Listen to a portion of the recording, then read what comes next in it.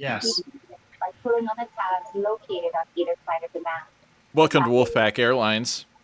This is our safety video. Continue to be only until advised that it is no longer needed. We suggest that you secure your mask first, then assist your child with an additional mask. Oh yeah, making smart. sure that it fits into the face. Safety first. A life vest is located between the seats or beneath the seats. Remove the life vest from the container by pulling the plastic cap. Hold the life vest in front of you. All right, did you guys go live? Yeah, we're live. Hey there, Luke. What's going we're on? live. Thanks, Luke. Hey, okay. I gotta go. Bye, Luke. Be safe, Luke. Take it easy. Safe flight. And now that we have our safety precautions all in mind, and you're all been alerted as to what to do in case this podcast crashes, as it did the last time we tried to do it, you're ready. Oh, and then there's Hayden. Hayden. Last minute landing. Connecting the audio. Yes, we're back. This is the LaserDisc podcast, the Wolfpack LaserDisc podcast, and we are going to be talking about John Singleton movies, and in particular, one of his films from the 90s that we were supposed to talk about, 2 months ago, I think, and lightning struck and destroyed my PC tower, and now we're back, and we'll be digging into some educational content. What's going on, Hayden? Oh, not much. Happy to be here. How are y'all doing? Hey, doing good. Normally I would pass it to Ryan, but I just passed it to Hayden. But I'm going to pass it to Ryan now. What's up, Ryan? Tonight's podcast is brought to you by Hollywood Nights Gluten-Free IPA. For those of you who can't have gluten, put one for your. Oh. And now I'll pass it off to Chris Haller. Are you gluten-free, Ryan? I have to be. Oh, I had no idea. Yeah, I had to. It was killing me. Oh. So fair enough. Godspeed. I feel bad for mailing you loaves of bread now. I know that was a dick move, Hayden. Whatever. I will just give them to my child and he'll leave them. And he'll get to deal with it in 40 years. Yeah, exactly. It's like a time bomb. How's it going, guys? I'm sponsored by Nalgene today. No, that's not true. I'm sponsored by the water in the Nalgene bottle. Listen, It's going to be a long night. It can only go downhill from here with the Haller humor. But I am going to pass it off to Marcus. How you doing, Marcus? Hey, doing good. Good to see everybody. Tonight I'm sponsored by not In and Out, but Out and Back. Okay. So kind of In and Out. As a big In and Out fan, but Out and Back. Nice. For all the cyclists out there. Yeah. All right, I'll pass it back over to Sam. All right. And Hayden, are you sponsored by anyone? Oh, yeah. Sponsored by Mike's Hard Lemonade and hot coffee. Oh, that's and water. Oh, yeah. I've got some coffee over here. Now, Good Morning Sunshine mug. It's very cartoonishly large. Yeah, I'm always sponsored by Kylo Ren tumbler full of icy water. So. He's dead, dude. Let it go. Get a new mug. My mug is still alive. I mean, it's Spoiler Star alert. Wars. Is anyone dead? Exactly. Yes. Right. Yeah, Technically, no. exactly. They live on forever in our hearts. Anyways, hey, I got this tumbler for, I don't know, a couple bucks from the Hallmark store, 8 years ago or something. I'm going to keep it forever. Cherished memories. Yes, well, everybody, sorry for our attempt to do this podcast a couple months ago, and anyone who tuned in. I know Spencer was in the chat that night. Our buddy Andy was in the chat that night. I don't see anybody in the chat yet tonight because nobody probably knows this exists. I think there's 3 people watching, so that probably includes me. Yeah, and Ryan. Yeah, perfect. So hopefully someone will show up at some point. If not, this will be recorded for all time, and people can check it out in the future. And thanks to everybody who came and hung out during our big random pickups festival that we did last month, which was just myself, Ryan, and Maxine just showing nonstop pickups until, I don't know, we got tired. It seemed to go okay.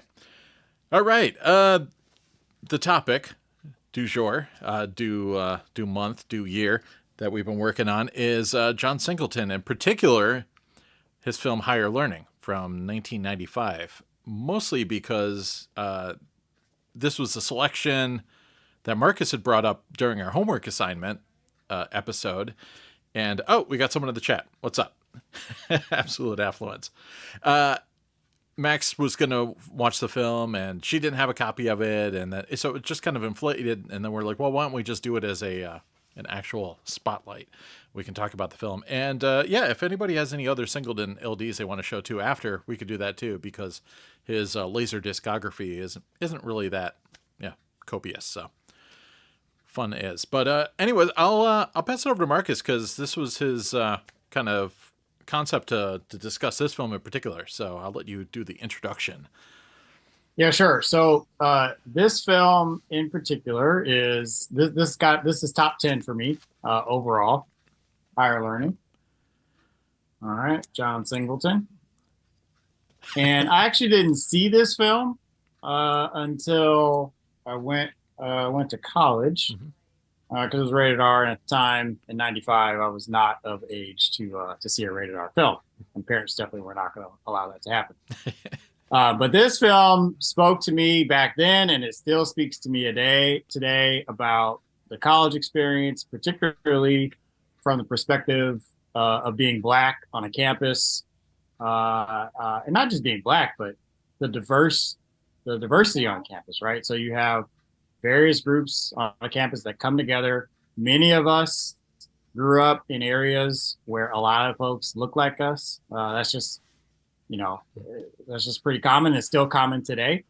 And so then you're thrust in this college campus, and you're living together, you're going to class together, and you're experiencing life together. And it talks about all of those tensions that occur across various cultures and different points of diversity. So very, very powerful film. Yes. Can I? What do you have to say about Higher Learning? Do you have anything to say about Higher Learning? Yes, no? Never seen it? Okay. All right. He's never seen it, but he'll see it at some point one day. Report back. Hold on just a second. But yeah, definitely one of my top films, because it speaks a lot to my college experience and kind of some of the challenges that I had going to a college where most folks didn't look like me. So yeah, lots of culture shock in this film, for sure. Yeah, Did you go to a big school or a little school? I went relatively small. So I went to Pepperdine. It was only 2,800 students, but still, I think at the time it's like 5% Black at the time, and it's funny because today it's like still the same. It hasn't really progressed in that area. So not a lot of folks who look like me. But I grew up in a neighborhood, where I went to schools where we were all Black and brown. So up until high school. So that experience was definitely a culture shock. I can remember, telling my parents at orientation, I was like, I don't know how this is going to work. I'm not excited about you all leaving. Don't leave me here, please. Yes, right. And this is a fictional university within the context of this film. I believe it Columbus University. Columbus University. Yeah. And coincidentally, and we'll talk about this when we get into the film. Coincidentally, there was a statue of Columbus at Pepperdine on campus. So that spoke to me a whole lot. And I think in the last few years they've actually removed it for various reasons. I was just going to say, is it still standing? No, it's not still standing. I think about maybe 5 years ago or so they shipped it off to one of their international locations and they house it there. International location. They sent it into hiding. Yeah, they really did. Oh that's exactly what they did instead of removing it. I don't know why they don't just put them in like the corner of a library with like a sign with like context, like this was up, and we realized. Yeah, it probably wasn't the best thing. Yeah. They put one of the same bumpers from the Looney Tunes Blu-rays. Yeah. These were made when racism was cool for white people. Oops. Yeah, nice try. So now, where did Singleton go to college? Because I know this, and Boys in the Hood was pseudo-autobiographical, and this film obviously was as well. But does anybody know where he went to university? I do not. I told Hayden to look this up, but he totally failed. Sorry. You're fired. USC. USC. I wouldn't be surprised if it was USC because of film school, right? Yep. Yeah, and it also kind of has a California-ish I'm gonna say, what is the league? The league of higher colleges kind of vibe, but also California. Like Yale's part of it. The Ivy League. The Ivy League, yeah, it has like a California Ivy League kind of vibe to the structure of this college and its Sure, prestige. And Yeah, I would even go as far as say, because I've spent some time on USC's campus. It looks similar to a USC type campus for sure. Big quad, walkways look similar, definitely. so we should You probably have get in. students there for athletics only, and the school is the opportunity, not the athletics. That kind of thing. Yeah. Yes. Yeah. Yeah, we should probably get into the main cast and set up the film itself. The lead being Omar Epps, who in the end credits of this, I've noticed the spacing is wrong, and it's when you see the end credits, it lists him as Oma Reps instead of Omar Epps. So I'm gonna Wow. argue that this movie is one of those big ensemble movies that does not have a distinct lead.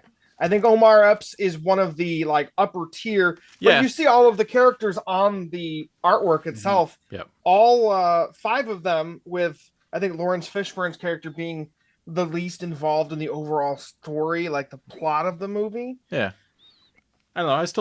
I still kind of looked at this, even though it is an ensemble piece, as Malik's story overall, but probably because he's John Singleton's stand-in in this case. But Yes. But yeah, it is an ensemble piece too, because Ice Cube is great in it, playing Fudge, who's he always he was Doughboy in Boys in the Hood. Now he's Fudge, and he's the permanent student graduate. He's activist, and he's book smart and doesn't need this constructed, organized education pushed on him. So he's trying to take Omar Epps under his wing and kind of teach him what's really real. And then, of course, Lawrence Fishburne is a professor who's Hey, before we get on Lawrence Fishburne, I actually had a friend who was like Fudge. Oh, nice. Who was like Ice Cube in this film. Yep. At school. I actually grew up with him in San Francisco, and he would do this funny thing where he would literally play Malcolm X cassettes in the shuttle on campus and just make everyone, particularly white people, uncomfortable because of the fiery speeches that Malcolm was giving, and he would he play it unapologetically. Oh yeah, and just asking for somebody to engage with him on this topic. Yeah, I just remember being. I actually loved it. I remember being in algebra class in high school, and one of my student friends was just proselytizing for Nation of Islam, like during math class, and the teacher would be like, "Yeah, save that for later," and he'd just be yelling out all sorts of facts and calling us white devil and stuff. So it was like all this was coming on as I'm trying to like figure out what X and Y is and all this stuff. It was pretty wild. So yeah, I've known some Fudge-esque type characters as well. Did any of them have a squad, or was that a different movie? The Squad, yeah. The Fudge Squad? The Fudge Squad. No, that's a Moonbeam motion picture, Ryan. Oh, okay. Yeah, Just so- wanted to make sure. I've never even heard of it. Yeah. That was what I watched. so- It's really rare. Yeah. So So yeah, do we want to throw together a summary of the plot of this movie? I'm a little far out. yeah, but, well, we were gonna just we'll throw down the rest of the cast. Obviously, we mentioned Lawrence Fishburne is in it as another guiding factor. We'll talk more about him, and then Christy Swanson is the young idealistic white girl coming to campus, and Regina King in there as well as her roommate, and Michael Rappaport is the kind of goofy, doesn't fit anywhere guy that ends up falling in with some he's skinheads if anyone out there has seen Yeah. Barbie, he's the Ken of this film. movie. Yeah, but yeah, if you want to throw down a summary, let it rip. You Yes. missed some of the cast, like big names. Oh, yeah, we'll get into the Busta Rhymes and everything too as well. I know, right. Yeah, I Don't mean, worry. there's a So- lot of names in this. So to me, this was a movie about a bunch of people. As Marcus said, it was a bunch of people getting unleashed on a college campus and basically given autonomy for the first time. You've got people of color clashing against people that aren't trying to understand them, mostly white people. And it kind of builds into this big spark that explodes as the movie ends. But basically, it's about a bunch of young people who thought they knew who they were being challenged over the course of, is this like a year? It's a whole year of college. Yeah, 1 year. Yeah. I think. Yeah. Or even a and- semester, maybe. I think it might even. Yeah, it might even just be a semester. I think it's just a semester. Yeah. Yeah, to me, that this was a movie about people just being forced out of their comfort zone for maybe the first time. I don't know if you got that impression, Marcus. Yeah, for sure. Some of them, Yeah, with Christy Swanson and her sexuality, encountering Jennifer Connelly's character, and obviously, yeah, there's Rappaport and what he encountered. Rappaport, who is just today he's like a right-wing nut, kind of inflammatory kind of guy, which is so funny because his character is rooming with Omar Epps' character. He clashes with him, and the only thing he can turn to over the course of the movie is white pride to help center his feelings and his anger over the fact that he just didn't have the same power and presence on this college campus that maybe he was used to. So he turns to white nationalism. With Cole Hauser in a very creepy role leading that group. Yeah. Yeah. But yeah, it's kind of just like this big group of people all rediscovering themselves over a year of college. And there's a lot of really interesting story. I think each one of the individual storylines is really good. Yeah. In Highland, you've got and we haven't mentioned Tyra Banks yet either. Yeah, you've got Omar Epps, who comes to college primarily for sports, and he kind of burns out almost. And well, he was too cocky. I mean, he came in thinking he was a big shot, and when you go to a big school like that, like Columbus, I mean, everybody's a big shot. That's why they're there. Yeah, and he wasn't willing to put in the work, and that's what his coach, kind of reprimanded him, took away some of the scholarship so that he'd work for it. Yep. Yeah. He's getting guidance from different areas, but he's not quite listening to Lawrence Fishburne's guidance enough, probably. But yeah, one thing I think Singleton pointed to as well, just by way of like commonality between some of the characters across race lines was to do with like class, right? Mm-hmm. So you had some of them who didn't come from money, who had struggles and who had similar struggles, even though they came from very different, backgrounds and were of different races.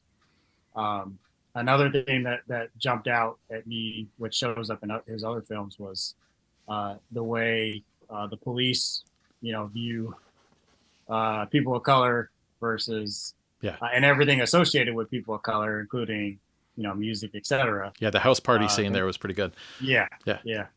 Compared to others and how that's treated differently. Yeah, to me, this movie felt like a sampling of like every key thing that John Singleton experienced while he was in college. It's a very broad movie that moves fast and it covers things very quickly. Yeah, and it was criticized to an extent for that, for trying to be everything all at once. And I certainly was able to follow the kind of gist of his thrust there, but some people thought it wasn't maybe fleshed out enough, or maybe it could have been a mini-series, but then people weren't making mini-series that they make nowadays. Back then, you could have made a nice HBO like series of 6 or 8 episodes for sure. And really fleshed it out. But I mean, for what he was trying to do, he kind of had to, go that way. But I mean, visually as well, I always enjoyed what Singleton was able to bring to the table in terms of composition. I always just love how he would inject interesting little bits of symbolism in there. There's a lot of references to Jean-Paul Sartre's No Exit. In fact, there's even like a date rape scene where there's like no exit on the wall. And I believe in one of the scenes with Remy, as he's kind of making a horrible decision about becoming an active shooter, there's exit signs and things like that being shown on the screen. And then sonically, I mean, Stanley Clarke doing the music is fantastic. And the soundtrack is like one of those great, 90s, the 90s were great for the kind of mixed soundtracks from like Spawn and Judgment Day and all these things, or Judgment Night, sorry. And this one had a ton of cool stuff on it, from Rage Against the Machine to Tori Amos, and of course Busta Rhymes is in the film as well, acting, which is fantastic. There's a great scene where him and Ice Cube and everyone go hunt down the Nazis, and it gets pretty intense. Yeah. So yeah, definitely recommend the soundtrack CD or LP if you can find a copy. Do you have it on vinyl, Ryan? Did they make it on vinyl? Like There's- 95? I just assumed you had a bootleg or there was like a record store day re-release or something. I haven't seen one. I'll check what we're looking, but I don't know if it made it. But yeah, I saw this opening weekend, so yeah. Hmm. I just always have good memories of that Stanley Clark opening. Yeah, over the titles, just slamming on the screen, and it was like one of those late. I was in my 20s, so I probably went to the theater at like 11 o'clock at night. So there wasn't many people in there, but it was just a lot of fun. Hayden, did you watch the film? Yeah, I did actually. We gotta let you get in here. Just, as far as recounting a lot of plot specifics and the order of things like that, I usually kind of need to watch a movie quite a few times to really chime in on that. But I did enjoy it. I like the way it. I could see how maybe some people would say it is maybe a weakness that it tries to cover too much within the span of the film, but I thought it did a pretty good job as far as showing trying to portray the honesty behind where characters come from and where they come from and where that positions them at this point in their life and how that guides where they go from there. I did kind of think that Malik and Remy's stories felt a little more linked. Who was it? Kristen was the third main character. Chrissy Swanson. That's kind of maybe my one criticism. She's kind of third wheeling it. Yeah, sure. In my opinion, but she does hook up with Jennifer Connelly, so she gets bonus points for that. That's, young me was definitely jealous of that scenario. Yeah, I think.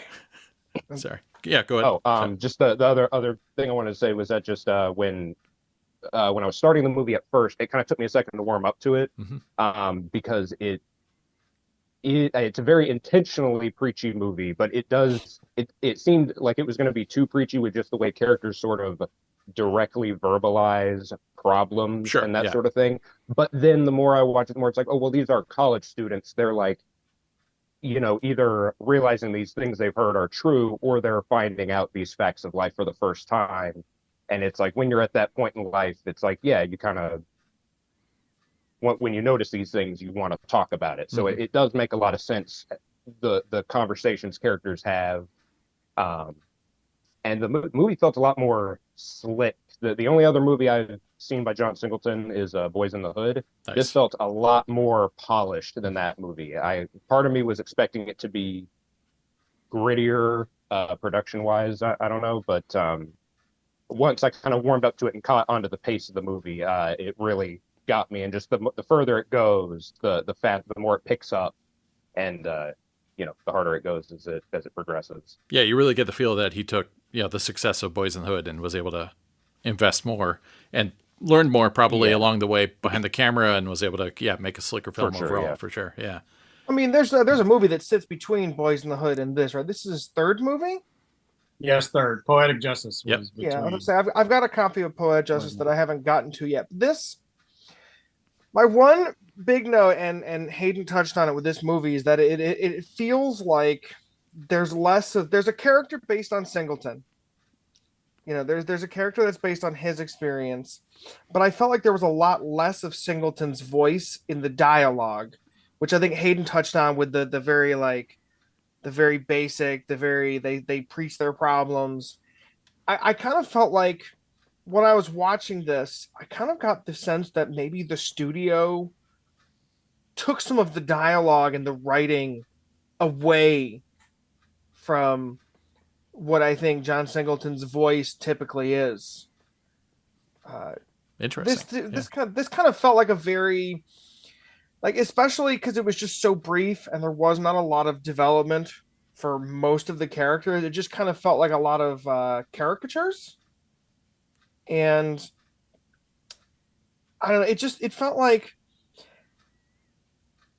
Did you guys ever see the movie Crash from like 2004? Yes, which, in fact, when Hayden was mentioning things being a little ham-fisted and heavy-handed, Crash was definitely that one where people that in the real world would be very secretive about their racism, except with certain people. We're just like openly brazen at, place. Yeah, I mean, obviously it's realistic for some people, but it seemed a little forced at times in Crash.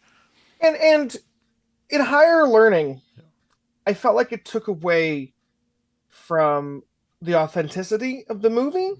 Like I could feel like a white man in a suit kind of looming over some of the dialogue while I was watching it, if that makes any sense. Okay. Yeah, I haven't heard any behind the scenes tales if Singleton received any pushback from the studio or any oversight or anything, or if this is like his unadulterated, kind of vision or not. But in general, it's over 2 hours, so maybe his original version was, longer. Yeah, and I think that it's an incredibly ambitious college movie, and most times when people make college movies, they're either really, really like silly, like a lot of time college is portrayed as this party, PCU, and and it was really nice to see a movie that tried to portray a more 360-degree view of the college experience. Yeah, there's not that many films about just, I don't know, hanging out, living on your own for the first time, and just about the college life experience, except for the parties, like you mentioned. They're everywhere. But yeah, there's a lot of that in this. You get that feel, like Marcus said, of people being out on their own for the first time, and that autonomy and where that goes. And I hate to say it, but I think John Singleton might have been the only man on this planet that can get a great performance out of Ice Cube. I don't know. Ice Cube kills in this movie. Yeah, it does. Yeah. Fudge is great. He is a magnetic presence on screen. He steals the movie every time he's on the screen, and I still think about his bit about the damn printer. Right. Man, which is such a 1990s thing to have to worry about, your computer having a printer. But like him having a printer in 95 was like a big deal. Like kids didn't have printers. Yeah, right? Like that. Yeah, so it gives hints to that forever student nature of him. He knows how to play this game. Indeed, yeah. And we should probably mention there's potential for Rod on this, right? Because there's a DADC USA version and Austrian maybe. I forgot what mine is. My first copy was routed. I had to buy a second one. Oh, nice. See, and that's why I saw one in the wild. Yeah. I saw one in the wild, and I'm like, it's probably rotted. I'm not going to roll the dice, and I streamed it looks like I got lucky with mine because I did not even know that there was a chance of rot. I just looked nice. From the hip. Yeah, I got this. Opening weekend from Suncoast Motion Picture Company, baby. And this is my original, and it's been fine ever since, thankfully. But is there a Japanese? There's a Japanese copy? Oh, anybody? No. I don't think there is. Yeah. I don't think Singleton's movies got much of an appraisal in the East. Yeah, that's too bad. I'd like to have a nice. Because I would have preferred a gatefold over the double thick. Yeah, for sure. Sony sleeves. Yeah. Oh, totally agreed. I mean, I feel the same way about like every Singleton disc that I have. These are very important movies, and they just kind of got the shaft. At least it does have the nice write up on the back. You got that going for it. But at this one point, mine had light speckling on the opening of side one, but past that, it was crystal clear. Yep. So I must have gotten lucky. Did anyone listen to this movie in Dolby Surround with the Matrixing in play? I have, but it's been a little while. Yeah. I thought it had really good. Yeah, it sounded great. Like they took a lot of care to mix this movie well. Yeah. For the LaserDisc release, it was a great 4.0 track. I had a really good time watching this movie. Yeah, Indie Phantom in the chat mentioned the bass in the title sequence is really good. Yeah.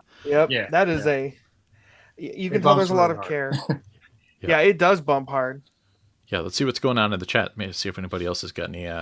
Somebody was asking about Christy Swanson. Is she one of those actresses that got married to a writer, director, producer, and stopped making movies? I don't know. Anybody know what happened to Christy Swanson? No. So Marcus, You said you first watched this in college, right?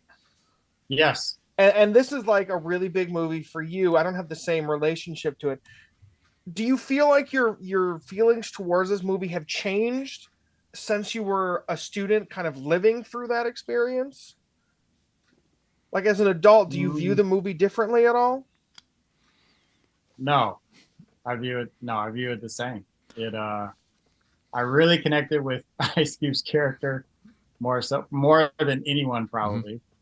I was not an athlete, but I was definitely I was probably more militant then than I am today, but I'm still pretty militant. But yeah, definitely connected with his character, and so all of what he portrays in the film, I still connect with and resonates with me in the same way that it did back then. Yeah, and even just outside of his activism, just being disaffected, like barely my junior and senior year in high school, just falling in love with education outside of the package education that was being delivered to me. I was able to tap into that aspect of it where it's like, I want to learn. I want my brain to soak up as much information as possible, but not this information that is officially sanctioned and is being taught to me. So I like that he was kind of going on his own path and not necessarily prescribing to even Lawrence Fishburne's kind of knowledge or. Lawrence Fishburne's character has a very unique perspective that he gives to Omar Epps' character. It's a fine line to walk as a black professor in relation to a black student on a campus like that. A very fine line. I think Lawrence Fishburne character walks it very carefully because he challenges him on some of his notions and his ideas in a way that doesn't fully alienate him because they're really close at the end, right? And he pushes him in a particular way, but initially you think that their characters are going to just be completely opposed to each other, right? And not going to get along, never going to see eye to eye.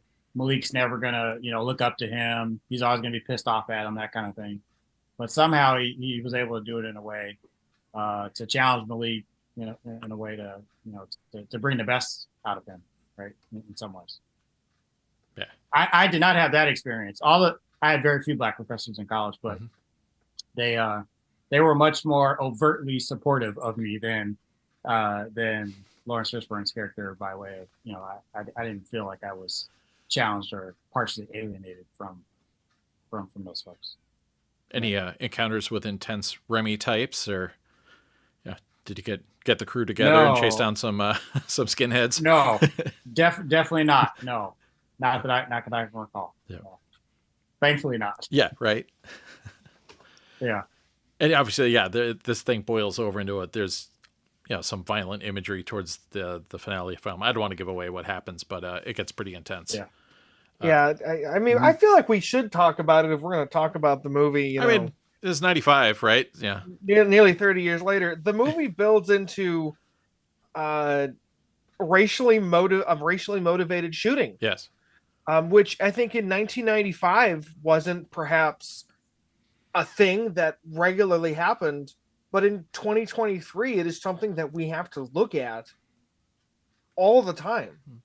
I mean, to me, that resonated quite strongly. I don't think the movie empathizes with Remy at all, but I think it does do a good job of showing how those people feel alienated in their own spaces and seek other people who feel alienated, and it builds into this kind of like, well, it's their fault. It's they get groomed. People of color's fault. Yep.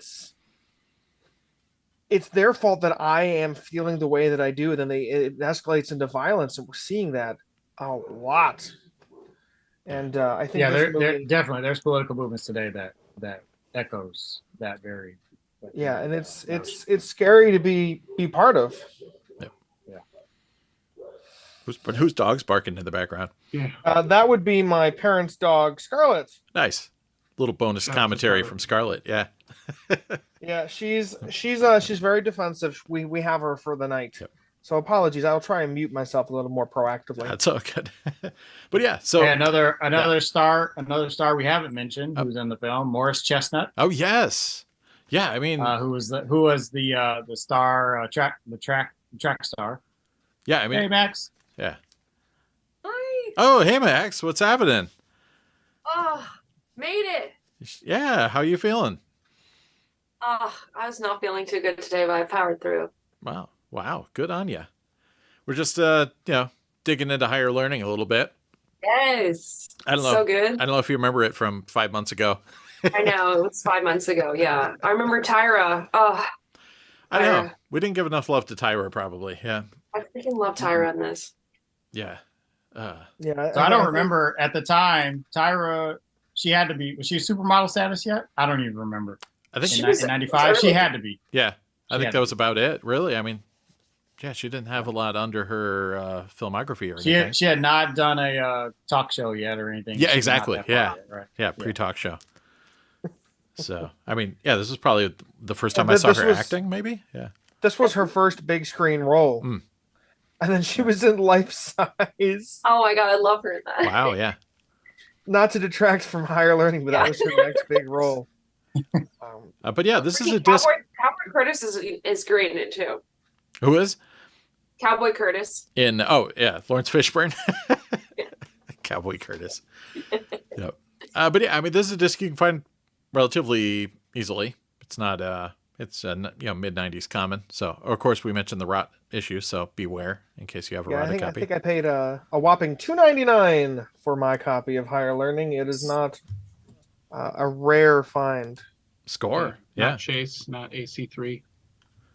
No, but good Dolby Surround. You can't discount the early 90s Dolby Surround mixes. Some of them hold up quite well. I know there was a period where I always convinced myself that this was AC3, and then I'd look in the back and it's just Dolby Surround. Yeah. But yep. It came out around that time when it could have been AC3, but I guess for whatever reason. Columbia was pretty late to the party. Yeah, they were cheaping out on this one. Well, Columbia backed the competing sound format to AC3 in the theaters, so. Jerks, yeah. All right, so there's no Austrian pressing. It's just all Sony. And, and there's a theatrical trailer after the end credits, too. So there you go. Bonus. But yeah, so good luck. It's got low probability in the rot status, so, chances are maybe you can put one together. Yeah, and I found it to be a very rewarding experience. Low cost of entry, guys. Yeah, and it's 1.85 to 1. A lot of good close-ups. It looks good on LD. It's a good mid-90s disc. Yeah, for sure. Max, since you joined, did you have anything you wanted to drop on us? Higher learning wise? Hot takes. Yeah, hot takes. Well, I have no context. I don't know what hot takes we're taking. Yeah, no. I mean, no, we were just kind of talking about the cast, and then we went through the basic plot of the film, and it's great. I love Ice Cube in his role in this. Yep. It's fantastic. I mean, Lawrence Fishburne though is really is really good at this. I like his whole like vibe. Yeah. Of like trying to play favorites in this whole like weird kind of environment and like trying to still just teach the children kind of thing, but and be cool even though he's frustrated. Yeah. And like the freaking whole I felt like what a dark storyline, that whole like poor kid who comes from like, and he's just trying to like find his way, and then he just finds his way into the darkest possible crew that you could ever be friends with. Yeah, it's like, hey, let's go to a party, and then I'm hanging in this room with Nazi memorabilia everywhere. It's like, what's going on here? It's like wild to even like imagine in like a college sense. Like it's just like there. Yeah, I mean, I obviously went to like a California college, so this is like felt like that vibe, but like it was just it was really good. I don't know, somehow different than what I was expecting. I don't know what I was expecting, but I had never seen it before this viewing. This was one of the ones that was suggested to me from Marcus when we did the the assignment. Yep. But I didn't have it, because I had sold it for probably $2.99, but like I didn't have it. And then I mean, it was really good. Nice. Also in comments, King Ginger mentioned this is 100% accurate. Singleton is the perfect director for Ice Cube. So there you go. Right? Yes. Yeah. Just Ice Cube. Interesting guy today. Lots of politics that I don't align with, but I don't think he's ever turned in a better performance than he did under Singleton's watch. And I think this might be his best. Think so? At least, I think it's this or Boys in the Hood. It's a toss-up. They're both really strong, really well-developed roles. His son's really good too. I think his son's a better actor than he is, actually. I mean, I'm nothing against Ice Cube's acting, but his son is just really natural. So even in Cocaine Bear, he crushed it in Cocaine Bear. He's just like effortless. I didn't even realize he was in That's that. his son? Yeah, from O'Shea Jackson Jr.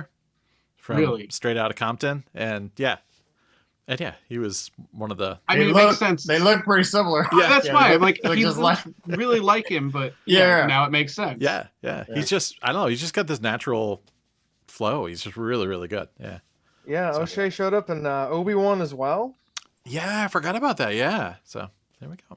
So if you like Higher Learning, you'll love Cocaine Bear and Obi-Wan. I don't think that's the endorsement we want to stick Yeah, with. probably not. Connections we weren't anticipating. Yeah, exactly. In, Yeah. in the conversation.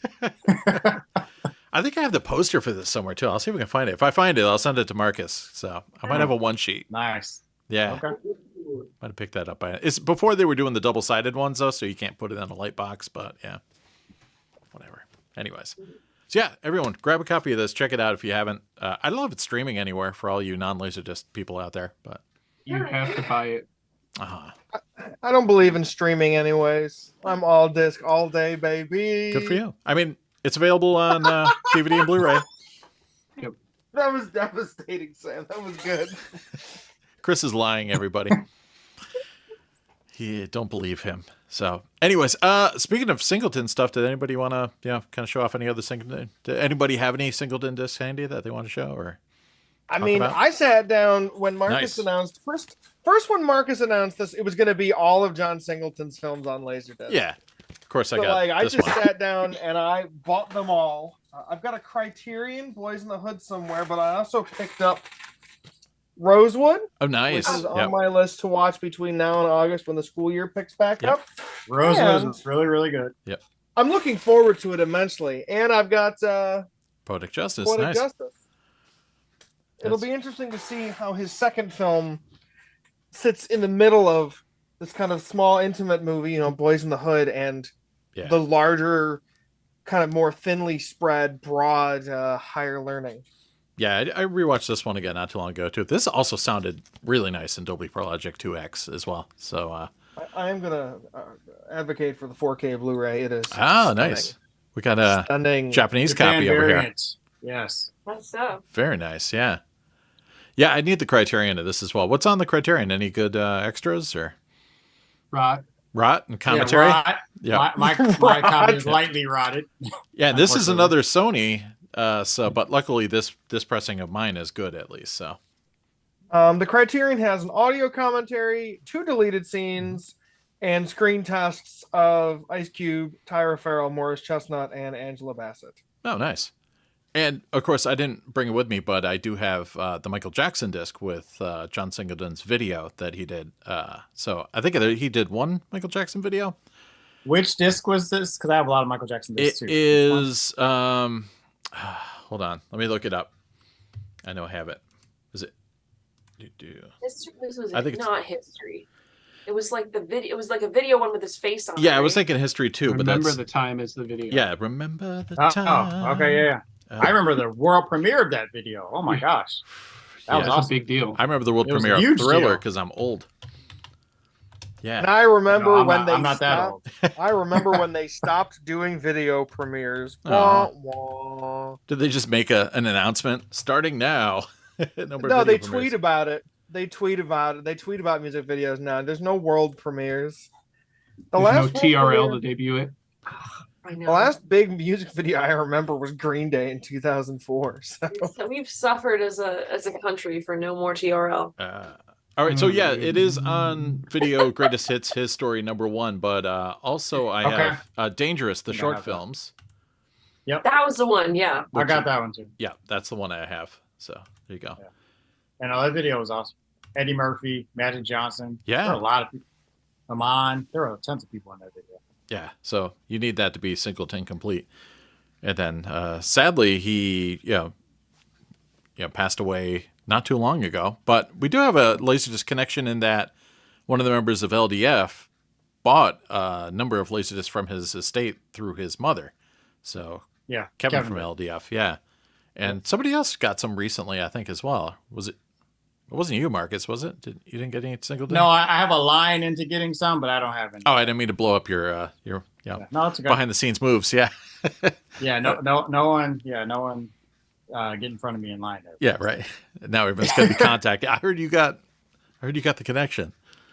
So yeah, it's always interesting when because I mean directors were big LD fans. As most of the directors I remember reading interviews with were big collectors as well too. And Michael Jackson, also a big LD fan. There's a great video of him shopping in Los Angeles. Yes. And just pulling discs out of the racks. Yeah, a lot of Disney. They like shut down the store for him, didn't they? Yeah, and he's just like handing them to the guy behind him, so just going nuts. So. Really good stuff. Yeah, Singleton, get some discs. There's only 4 films and then music video. Yeah, and you're complete. And complete. Yeah, there you go. Well, yeah. What's your favorite Singleton? Is it Higher Learning, Marcus? Out of his no, it's Boys in the Hood. It's Boys in the Hood. Boys in the Hood is pretty untouchable. And I just watched it again recently. That's top 5. Yeah, it's just so good. So, all right, what else we got in here? Oh, E the Barber. What's going on? I know E the Barber. He's saying Den of Thieves was good with O'Shea Jackson Jr. too. So, and was asking about the TV series Snowfall that Singleton did. Anybody watch that? All right, you got homework. I'm looking it up. Yeah. Sir James Brown, thank you, sir. I remembered paying retail for that movie and many others. A great disc. Yes, retail back in the day. I forgot what Higher Learning was. I think that was probably like a $39 disc or something like that. But as I punch my mic. Snowfall's about the crack epidemic in Los Angeles during the late 80s, early 90s. Nice. All right. Well, we got some recommendations. I will have to look that up. And what else is going on in here? Nothing related to the film. Any other final thoughts or wrap-ups before we get into pickups?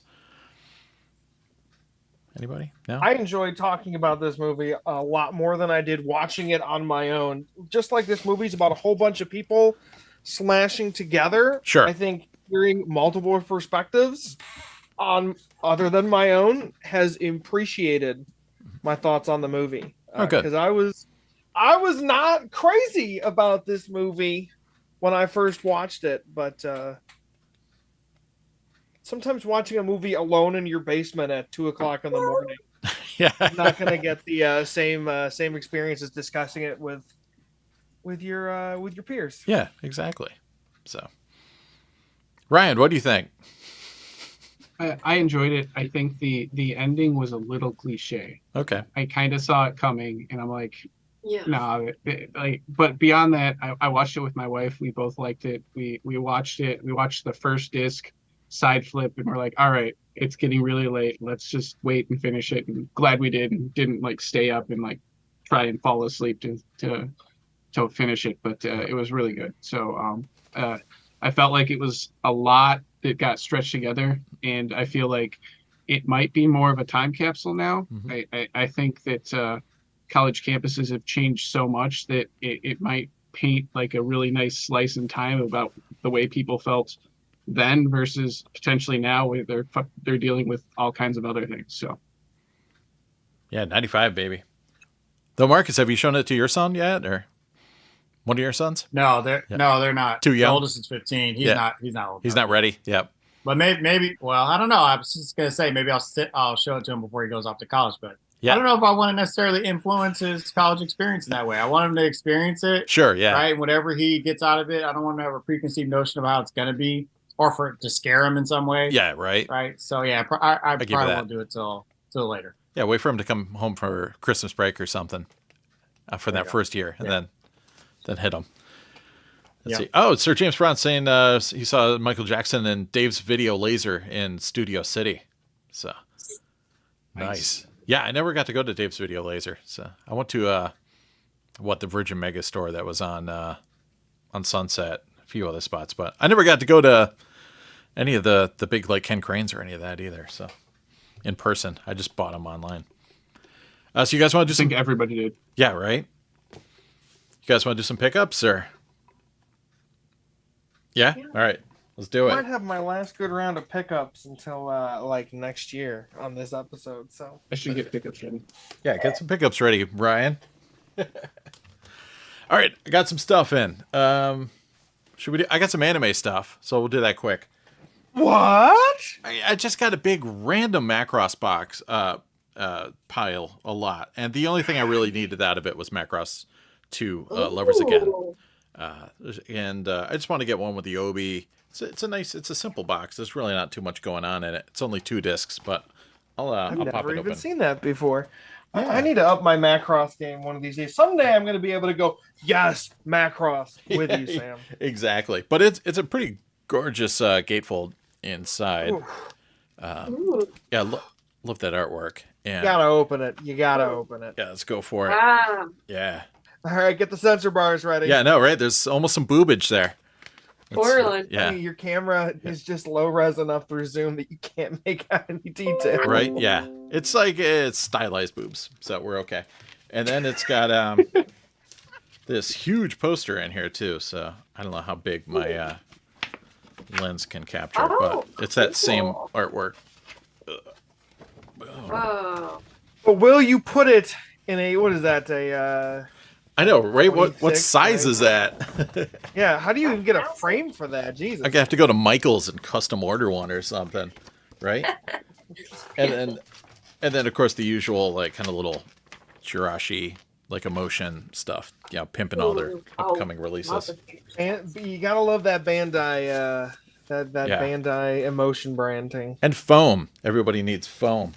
But yeah, it's a really nice set. I've been wanting to get this for a while, and for some reason it doesn't pop up. Macross 2, the single discs are readily available. You can get them for next to nothing. But this one, for some reason, eluded me for quite some time. Macross is just that, it's that bitch. It is. It is that bitch. So, and then, of course, I got a bunch of other stuff that I wasn't actively looking for. I mean, obviously, I need the Macross 7 series, but this only came with, like, the first 3. So I need, like, 10 more of those. So, Wow. yeah, that's not really complete or anything. And then randomly, it came with the Macross 7 Boxfire box set from, like, 99 or whatever. Ooh. But it didn't come with the box. It came with It came with one random disc from Boxfire 1, and then it came with all the Boxfire 2 discs. So somewhere in Japan, there's like a blown out box or covered in mold or something. These were minty though. A blown out box covered in So mold. I figure if I ever get Boxfire, which I want to, and one of my discs is screwed up or something, I got like these as good backup. spare, yeah. Exactly. So that's my story, and I'm sticking to it. Did you get any spare Macross Plus discs in there, Sam? I don't think I do. I'll see if I have any spare. Do you need some? I only have 1 through 3. All right, I'll see if I got one. I know I had some. I think I might have sent Yorma a box of those recently. So if I known, I would have hooked you I'm up. just being silly. I hear the random Macross lot, and I gotta dig in. Yeah, right. All right, so let's get into some music. Ooh. Yeah. All right. Well, this is music. I don't know what it is. It's all sorts of stuff. Radical TV. It's the one guy, Daizaburo Harada, and he did a lot of video art stuff. Sick. They made one record, and this is kind of like a visual record. And then the second side is AV Kit, which is like remixes and things like that. And AV Kids is the name of the record. So I've heard the CD before. I think it goes for some decent dough, but I've never seen the LaserDisc version, so it showed up in a lot. And since you got to go 80s, it's time for some Frankie Goes to Hollywood. I got Yes. Shoot, which is the 90s compilation, which I don't see very often. It didn't have the Obi, but, I mean, what am I going to do? Not buy a Frankie Goes to Hollywood disc? So grab that. It's amazing. Hold on. I got the Rockade Armenia counterpart to the.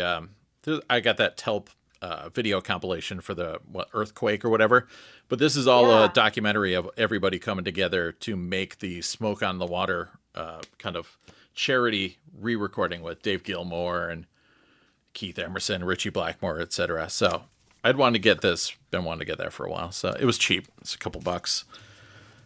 Keeping it rock.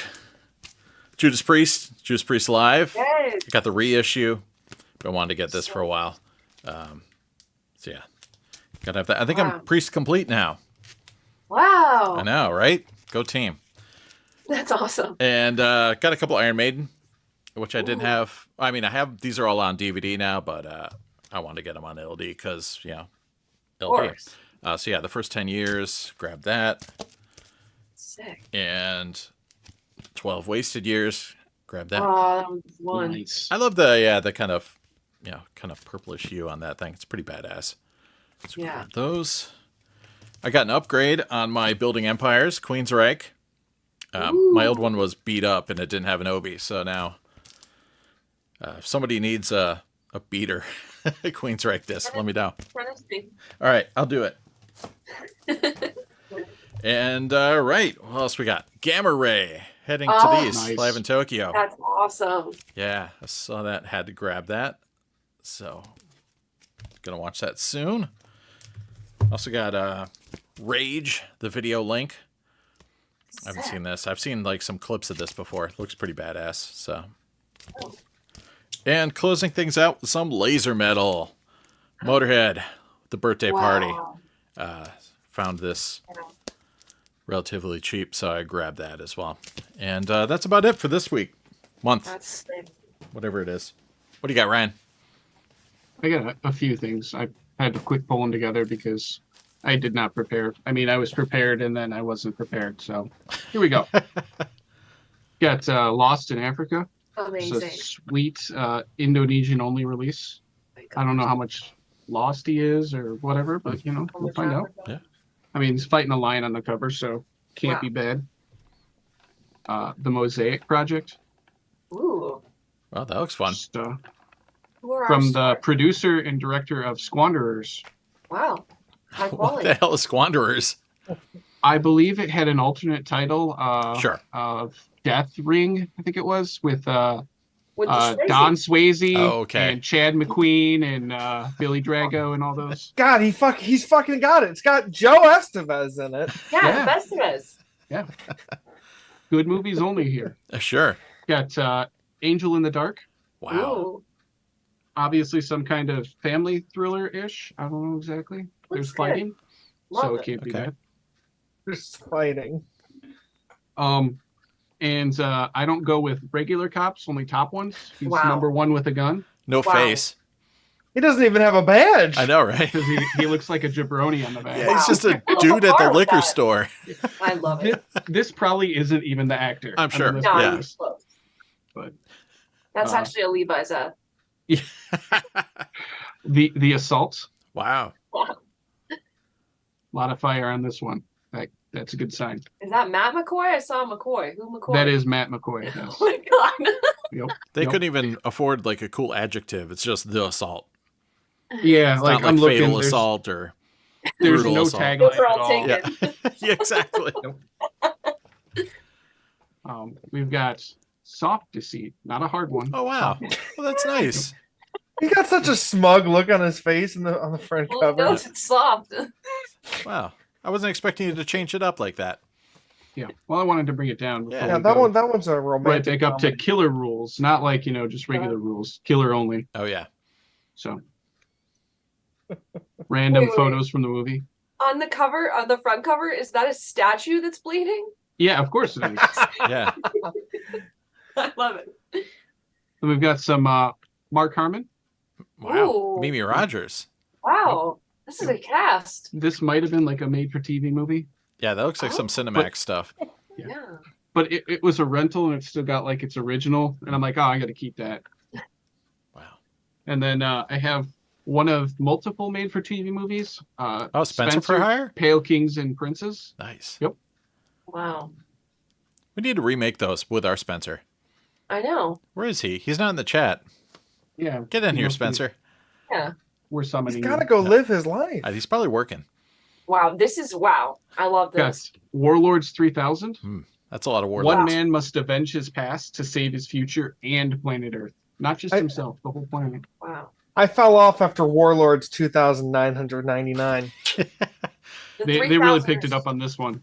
Yeah, 3,000 really kicked it up in them. And then 4,000. Oof, watch out. Keeping it going with Princess Warrior. Oh, wow. Wow. That's not a lightsaber. Oh, sure, Not a sure. lightsaber. Absolutely not. It's a light sword. Yeah. But interestingly enough, there's not a male on the cover at all. So Wow. Princess. This- Go princess. this will hopefully pass the Bechdel test. All right. Hopefully. Yeah, I'm sure it will. You never know. Move aside, Barbie. We've got Princess Warrior. Ring of Fire, not to be confused with the Don the Dragon Wilson film. Yeah. Yes. Of course. Jesus Exactly. Christ. But Wow. Crossbow? Yeah. yeah, crossbow. Wow. It's good shit. That's good shit. Suicide Commando. Wow. Wow. Bad times. All That right. is a cover. This is a Chinese release, not Hong Kong. That's when you know it's good. I think it actually might have a Chinese track and then the US language. Like they dubbed it on like analog and Yeah. or vice versa. So this would be known as Cannibal Holocaust 2 in some countries. This is Oh. Amazonia, the Catherine Miles story. I think I can show the cover. Yeah, the cover's good. Who Back made cover's it? good too. Back cover is not good. So Oh, yeah. Which Italian director made that one? I don't know offhand. Here, I'll just cover up this part. Oh, yeah, That'll be good. Yep. Oh, it's a star. It might have karaoke at the beginning. It might, or it might just have murder at the beginning. Sure. Yeah. Murder Cannibalism. karaoke. Yeah. And then I got another Wings Hauser because everybody needs to be Wings Hauser complete. I mean, I'm Yes. working on it. Yes. Wow. With no safe haven. This is a Hong Kong only release. Wow. Can't believe Wings didn't get more respect, but Wow. you know. And then last but not least, I got this movie called Witch Bitch or Death Spa. I was gonna say, didn't you have that already? I did not have this. I believe our friend Bill has it. Altman Ah. and maybe Bill. Yeah. I think Bill has it. But I That's finally tracked down a copy. This one was slightly uncommon. So Yeah. But yeah, those are my pickups. Woof. Nice. Wow. Who's next? Marcus? You next? Sweet. Here we go. Yeah, I'll go. Let's see. Let's start with this one. All right, so Rude. I think I recall seeing this on cable in the 90s. Not a common find on LD. So I was pretty pumped to have found it. That cover is It's been a long great time too. Since I've seen it. Yeah, and then we can get the back too. Huh. So classic hood movie. Probably play it on HBO or Showtime or something like that. That's dope. All right, an AC3 title that I've been after for a while that just seemingly just doesn't really pop up that often. I'm clear. I'm sure. I think I've only seen this once. It's probably knowing Leslie Nielsen is probably really, really dumb and over the top. But it's AC3, and I was after it, so I picked it up. Sick. You also have matching copies of Spy Hard, Japanese and American. You gotta have Spy Hard, right? Yeah, I do have Spy All Hard. right, nice. yes. Yeah. I do have that one. All right, let's some Japan pickups. The Gates of Hell. Okay. With the Obi and everything. And with the Obi and the little insert film cell in there as well. Score. You got to have that if you get this copy. All right. I think we talked about this one in the chat like 2.5 months ago. But it's been that long since we've been on. So Bad Taste. Remember that conversation, Ryan? Yep. Yeah. It's classic. So this one's got the unaltered, cover, no sticker on it. I think Yep. the US one, some of the put the sticker here to Yep. censor censor what was going on the cover. Yeah. So he's giving the peace sign. Peace sign. Right? Yeah. Let's see what else. Oh, this is one from one of Ryan's whatnots. Oh, creature. nice. Oh wow. Love it.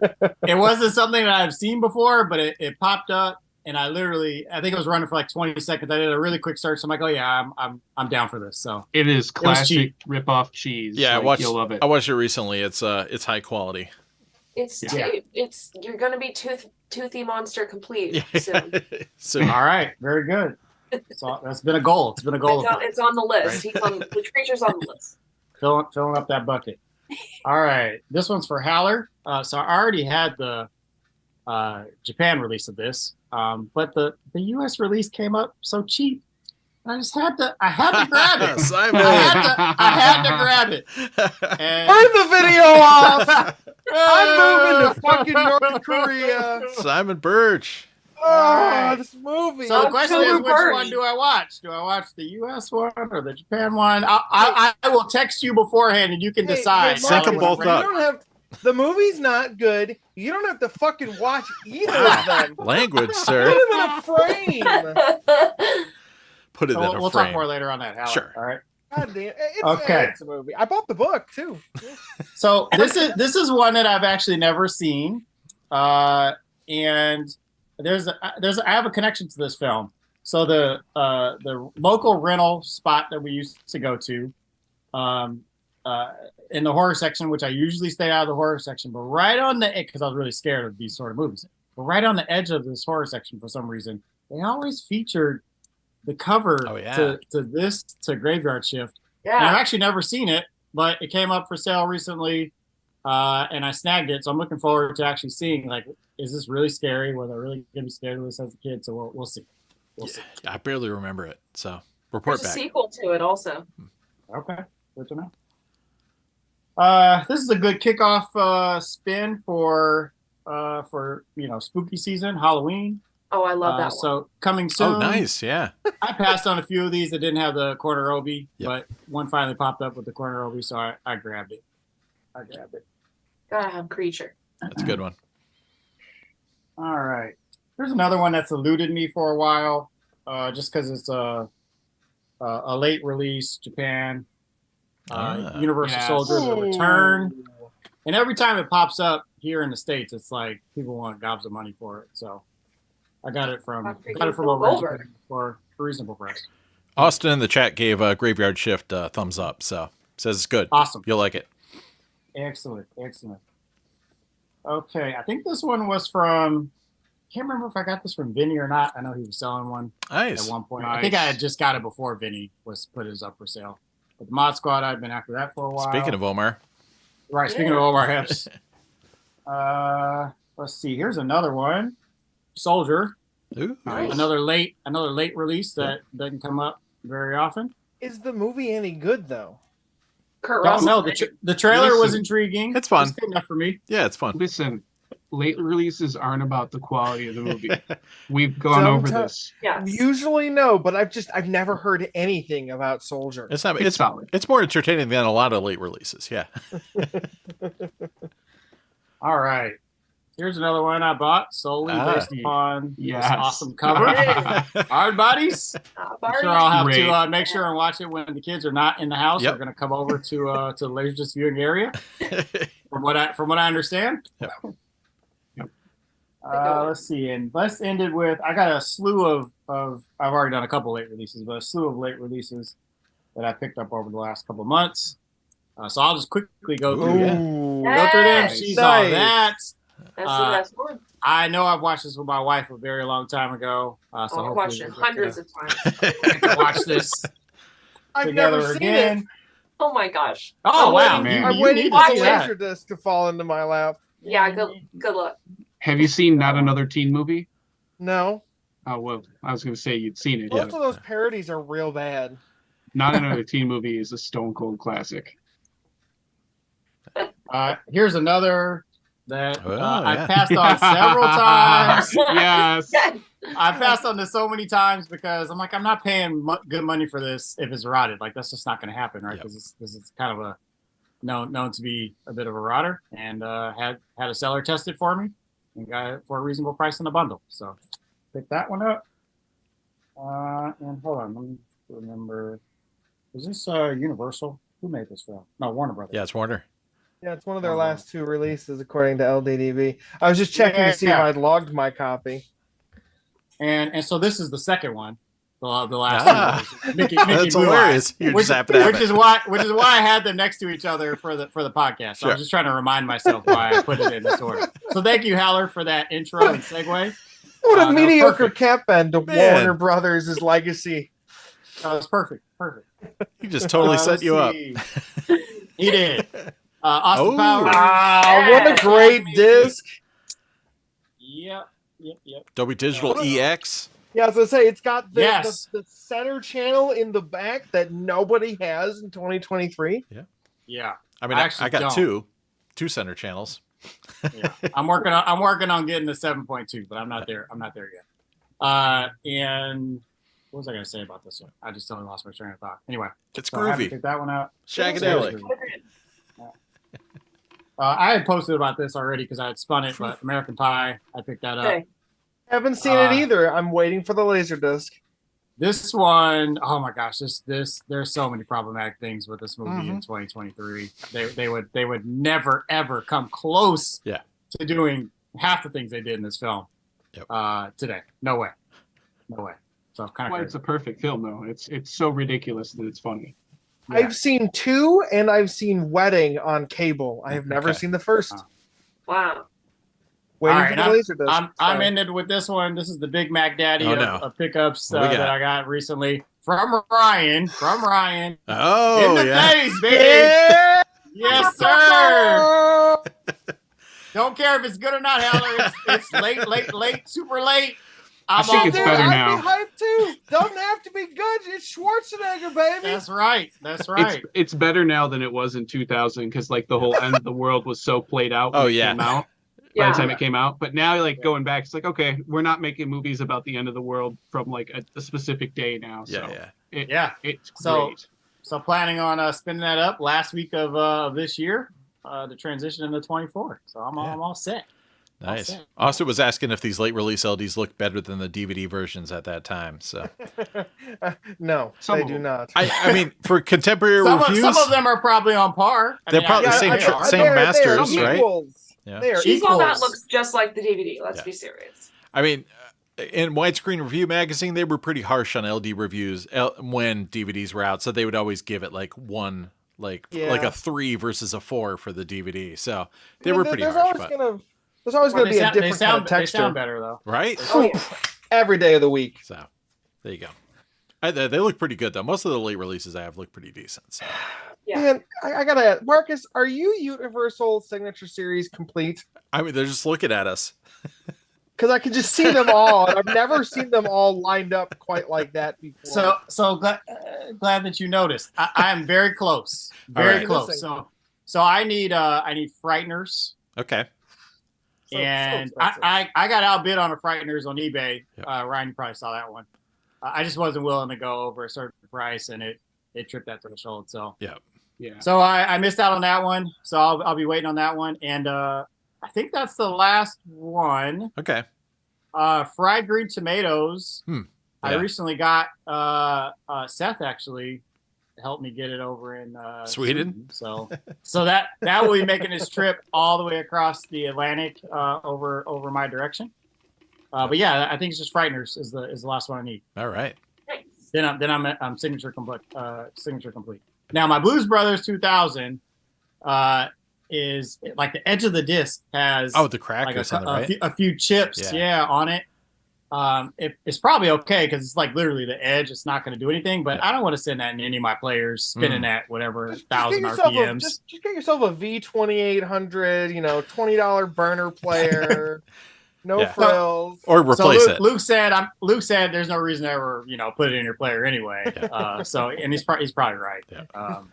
But you always got to watch it at least once if you got it. But yeah, so talking about Frighteners in the chat. Yeah, it's a box set of the Frighteners. It's a box set, and it's one of the harder ones to come by. It's the longer cut too, the director's cut. Yeah, I could show this off too because I don't think I showed this last time, but this was a recent pickup. So this one it's hard to find. This was hard to find, but I picked this one up recently in the last several weeks. And what Gerald wants to know is Dazed and Confused on LD. It is, but not Criterion. It's just the usual that's just Universal. Yep. Yeah, it's a regular Universal with the Gearbox. the bars on the top and the shit. And, Yeah. And the Wraith, Wraith is on LD too, right? Ryan's got like 8 copies of the Wraith. There Right? Yeah. are 2 different versions, There you go. US and Japanese. Japan. Yep. Awesome cover. Yep. Awesome cover. Yeah. Hey, so Howler. So yeah, this is Signature Collection, and then this is DTS. These 2 shelves are all DTS. I'm only missing Ransom. So Japan Ransom. If anybody's watching, listening, hit Good me luck. up. All right. I need that. I need Good it. luck, buddy. I need it. Oh, yeah, we'll find it for you. Yeah. Yeah, it's out there. Yeah. I passed on one with that didn't have the OB. I'm like, no, if I'm going DTS complete, it's got to have the OB. Yeah. Otherwise, it doesn't play in 5.1. It won't. Yeah. It definitely won't. Yeah. 5.0. Exactly. Drop channels. Yeah. Good times. All right. Who's up next? Now that next. Marcus laid waste to the landscape. I got to rebalance the power dynamics in the DC universe over here. Okay. There we go. Because I too have some late releases. Whoa, all Not right. A lot of them, but I've got one that I bought from Vinny. Is it Simon Birch? It is. Oh, hell yeah. Oh, yeah. There we go. Nice. Beautiful Nice. late release of Election, which I sat down on one of my rare occasions and I smoked all the way down today. Nice. Beautiful movie about a teacher who's just so fucking tired of that one annoying student that he just tries to wreak havoc on her and in turn blows up his own life in the process. Yes. The last time I watched this was when they added it to Netflix in like 2014, 2015. I hadn't been teaching for 6 years at that point, going into year 7. This movie resonates a little differently. You've got a decent chunk of teaching experience. It is both sharper and more horrific. It's the only one I'm going to dish on because I've seen recently. All right. It's worth it, though. Luke sent me a beautiful copy. I got to take some stuff out of it because he also included the CD soundtrack. He sent me a beautiful Japanese copy of Runaway Bride, Ooh. a TBS Sunday afternoon classic circa 2011. Yes. And also just a genuinely warm and friendly movie. We've got Cereal? Bull, yes. A Japanese rot-free pressing Oh. of Sense and Sensibility. Nice. I have checked multiple copies of this at my local stores, and they are all dunzo. So I just went Japanese to avoid the rot. It's an Ang Lee film. It's a wonderful adaptation. Is it gatefold? It is. Would you Nice. like me to show you the Yeah. gatefold? You got an upgrade. I want to see this quality Japanese gatefold. Oh, black and white. Yeah, but look at it. It's got all the facts and stats and Well, that's pretty neat. actor bios and I'll take a beautifully detailed black and white gatefold over a standard American nothing any day. yeah, double disc pouch. Yeah. The only problem I'm going to have is getting it back into the sleeve. That's what you because do it's after got- the cast. You stay up till Yeah. like 2 a.m. putting all your stuff away. I don't have till 2 in the morning to do that. It's a time-honored tradition. We don't actually Let's watch see. the movies. We just collect them. You just leave them. What else Yep. do I have down here? Oh, one day we were talking about Flubber, probably one of the first times I was on the traditional cast. Yeah, we were chatting And hard. I saw a lovely mint copy of Flubber for about 200 yen. Yeah, when with the I, Bono snapped it artwork. up. Starring Bono. Yeah, it's silly as hell. Terrible movie. Does not hold up at all. Yeah, I have to agree. Did it hold up on release? I mean, I Well, remember on so- release really liking it and then watching it and be like, did I even watch this? Like, So did I- you gotta remember, Flubber hit in 1998, and I was 3. Hmm. So I watched Yeah, me the too. hell out of Flubber when it came out. jeez. I've got a nice, beautiful, pristine copy of Ooh. THX 1138. We'll be talking Nice. about that again later. Oh yeah, I'm looking for. I've never seen the movie. Oh, wow. Okay. It's been on my list. I did not want to watch the George Lucas edited cut Yeah. that's available on Blu-ray. Yeah, check that one out. Cheers to that regard. I don't know if I ever brought this one out, but Goshu the Cellist. Oh, and it's Luke got sold a... me a copy of this, and he sent me a DVD of the Twin Peaks visual CD Score. Sick. that he ripped to DVD, which was nice. What a guy.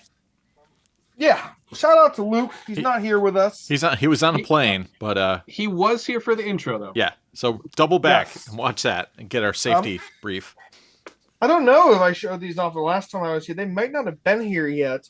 Did I show off my Jackie Chan collection? No. Oh, Sick. So this is the box that has all three of the police stories. It's got a Sweet. slightly longer cut of police story than is traditionally available on disc, and it also has the aptly named crime story. Ooh. I have not opened this box up yet. I'm waiting on good subtitles, Good score though. but I also grabbed Volume 2. Nice. It has The Young Master, Wheels on Meals, Miracle, and Armor of God 2. Wow. nice. And Volume Volume 3. Yeah. which has Project A, Project Apart 2, The Twin Dragons, and The Drunken Master 2. Score. Sick. There is a Volume 4 out there, but it is a later release, and I do not have it myself. You'll get it eventually. I've got some anime, and then I've got some Star Trek in that order. I'll make the anime quick because I don't have that much to say about it.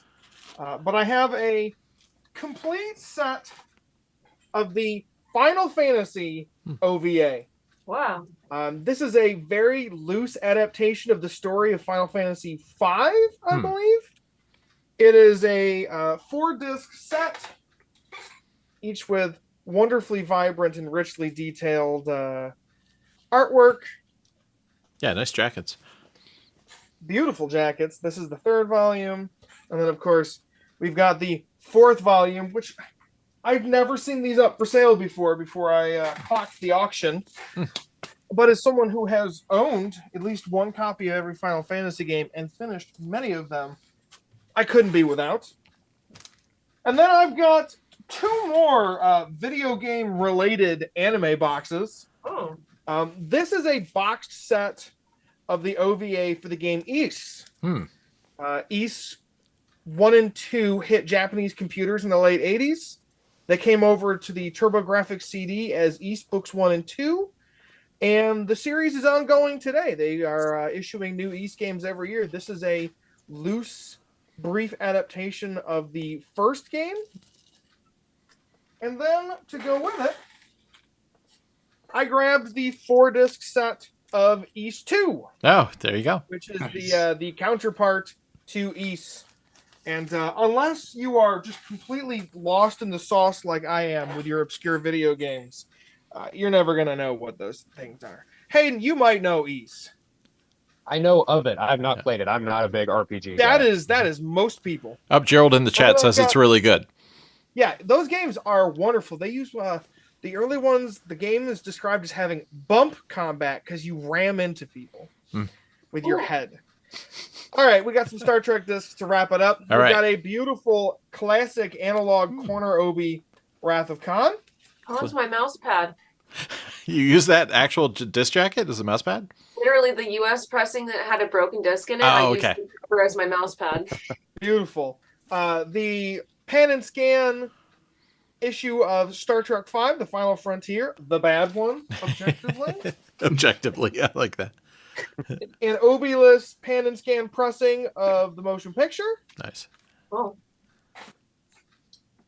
We've got a dual language pressing of Ooh. Star Trek Generations, so there's no subtitles because you can toggle between English and Japanese Dolby surround tracks. Is English on digital or analog? English is on digital. Oh, sweet.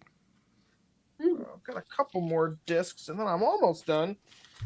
We've got a corner obi pressing of Star Trek III, The Search for Spock, Sweet. analog only, very pan and scan. Yep. Another pan and scan pressing of Star Trek VI, though I would like to watch this and confirm because I know they did funky things with Super 35 movies. in the Yeah, I was 90s gonna say on that's Super LaserDisc. 35, right? So And, yeah, I've never watched a full screen version of this movie before in my life, so yeah. that's So on you're my saying list it's of open Matt, definitively open Matt. Open I'm hatch. saying I've not put the disc in, so right now it doesn't even exist. Damn you, Hayden. Then we've got another analog, budget-priced Star Trek IV: The Voyage Home. Ooh, it's an evergreen. Sure is. And then I've got a set of 3 super late release LaserDisc kind of TV produced documentaries. So we've got Star Trek Yes. 30 Years and Beyond. Cool. We've got Star Trek Journey's End. Oh, neat. And we've got Inside Star Trek. Score. And, That's cool. they're super late releases. They're a little tricky to find, but they You recall generally- what year? Is that 2000? those are all 2000 preppers. Wow. Yeah. Okay. Nice. Yeah, all 2000 from top to bottom. Very nice. So those were my late release scores, and that's all I've got for the time being. Who knows? Maybe I'll have some next time, but probably not. Hey. All right, and I'll pass it off. Sorry, Save that go ahead. money. Yes, indeed. And I will pass it off to Hayden. Cool. Yeah, I got a couple things here. A little while back, Max hooked me up with Destroy All Monsters. Oh, nice. So Nice. one step closer to having all the digital remasters of the classic Godzilla movies. I need those myself. And then Haller actually hooked me up with First Contact. This is the bilingual Distinct copy, reason. and I love this cover. It's better than the US one that's just like a floating heads, and Yeah. it is also the same as the back cover, basically. Just this has the screenshots and description on it. Yep. I just like that it's the same cover on both sides. That's Did a you watch sick the movie yet? I have not. I did spin up the disc just to check it out. Looks really good. Is it? Y'all was talking about how like certain Japanese releases have different black levels. It looks like one of those. Yes. IRE 0. Yeah. Irie 0. Yep. And then Vinny hooked me up with Ooh. Q Continuum. Nice. A bunch of Q episodes. Cool. So basically the essentials. And no, that's And not we don't- Star QAnon. Trek, That's are Q, you? the character. Yeah, no, the cool Q, not the lame Q. Hayden, what's your familiarity with the Next Generation? Have you watched much of it on your own? I have seen a little bit of it, nowhere near all of it. My girlfriend has seen more than me, and we were watching it up until Netflix dropped it. So Okay. Yeah. Well, you should, if you like that Q Continuum set, you should continue to dig into like seasons 3 and 4 of the Next Generation. yeah, as soon as once I have the show, you know, in a way that I can watch it, then I will be done because I do enjoy it. It is a lot of fun. Might I so recommend would the like to see LaserDisc version? Get the US ones. oh. There's only like 72 discs or something. That's it. There's, Yeah, I think I there's might also 14 boxes for the Yeah. Japanese collection that Yeah. sit behind me. But those are nicely organized. The US ones are all loose, which is way easier for everyone. Oh yeah, for sure. Yeah. So yeah, that's the one I'll pick up. I'll go. Thanks for the suggestion, Ryan. I'll get right on that. Yep. And then Luke hooked me up with a random Volume 5 from some Ultraman series. Oh, I'm not sweet. sure which one this is. Nice. But he sent it along with some DVD-R. I don't have it next to me. So now I have this. Now I have to get the rest of whichever series this Have goes you to. logged it on LDDB? I have not yet. I need to go and find which cover. I need to find the cover to find out which one this is because I don't think it's. Give part me of the spine original number. series. Just message it to me on Facebook. I'll find it for you. Okay, sounds cool. We can look it up live. Come on. Yeah, right? Let's Yeah, get I'll on do this. it. Yeah. Okay, well, Look it up we'll do live. it live. Yeah. All right, you want me to share? Oh, you disabled Fuck it, we'll screen do it share. live. We got LH LH? 20005. Is there a dash in there anywhere? Ultraman No. Returns Volume 5. Yep. There you go. That's it. Boom. Cool. And now I guess I got to get the rest of Ultraman Returns. That's from Bummer. 1971, that series. Good year. I wasn't born Cool. yet, but it was a good year. Oh, okay. And then I got this Run Melos, Oh, the yeah. anime film. I watched this the other day and just kind of found an online description of it. So people need to write more about this because every description I find is like one tiny paragraph giving just a broad overview rather than like an actual breakdown. The art is the coolest, I think though. The cover art is. I think, yeah, it is. This cover is awesome. I love it. Yeah. And that I saw the cover and then I started looking into it, and the movie kind of looked interesting. Trailer on YouTube looked cool. I think there's a fan sub on YouTube, so I may check that out eventually just to get the full scope of what's going on. And then this just came in today. Fistful of Dynamite. Oh, sweet. So Nice. I've not seen this yet, but my girlfriend and I have seen a couple of Sergio Leone movies at this point, so we've been wanting to get. Looks to the like a rest of them. 97, 98 kind of thing from MGM. Slayer Fest. Yeah, it's 96. It's Oh, 96. oh Okay. wow, that's early for that top bar. Nice. Yeah, but yeah, so just came in today. Looking forward to it, and as far as LaserDisc, that is all I've got. So Score. we'll pass it on to whoever's next. Max, what do you got, Max? Well, all of these late releases and Luke discussion reminded me that I have a box sitting next to me that I just whipped open because he sent me in a tray. Ooh, boom! Late release. Stepmom. Yeah, we did a trade. I this is one I haven't seen since it was new, and I was waiting to watch it again until I got the LaserDisc. Yeah. Now I can watch it. Sweet. And then another late release one I'll show. Ah, yes. Ooh. U.S. release. I for years thought this was sitting on my shelf, and then went to go watch it, and And it wasn't there. I'm like, wow, what in the Rene Russo am I doing? Wow. Okay, I've got a few from Ryan that I didn't show in the mega show off. Oh, yeah. Nice. RoboCop in Hat Chasers. See, RoboCop. I mean, it's definitely RoboCop. It's that character. Yep. He's RoboCop. Yep. We got Dark Rider, which Yes. I don't know if it's filed under a D or they gave it a D for. No. For quality. Yeah. Don't fucking Oh. watch this. All right. Looks good. And then Silhouette. Oh, yeah. Yeah, had to get cut Silhouette. off. There were Yeah. some not so good parts on this, but that's fine. We will watch it and see what this movie is about. The disc is good. The jacket was really, really rough. Yeah. And Byron James is Wolf. Oh, nice. Important. Excellent. And then I got some stuff from Japan. Ooh, sweet. Yes. It's a good one. I've always liked this cover. I had not seen this, but I thought it looked good. Good stuff.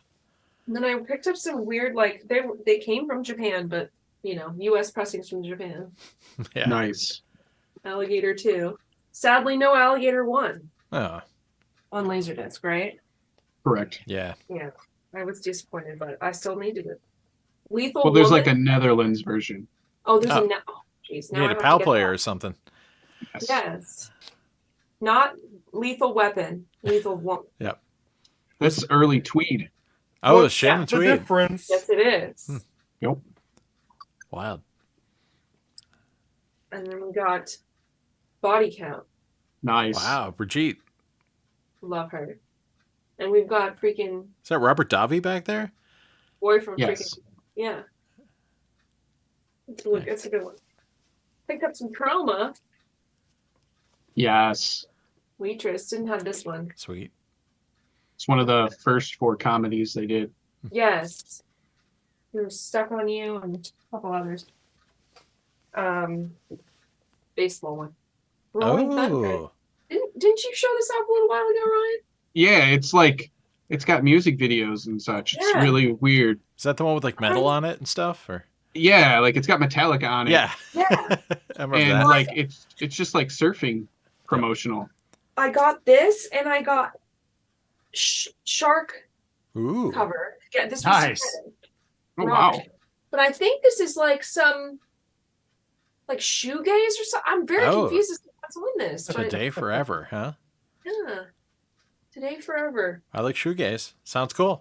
Yeah, it's not, I know. It kind of sounded like it would be up your alley, but also shark cover, so can't turn that down. Yep. Alien Intruder.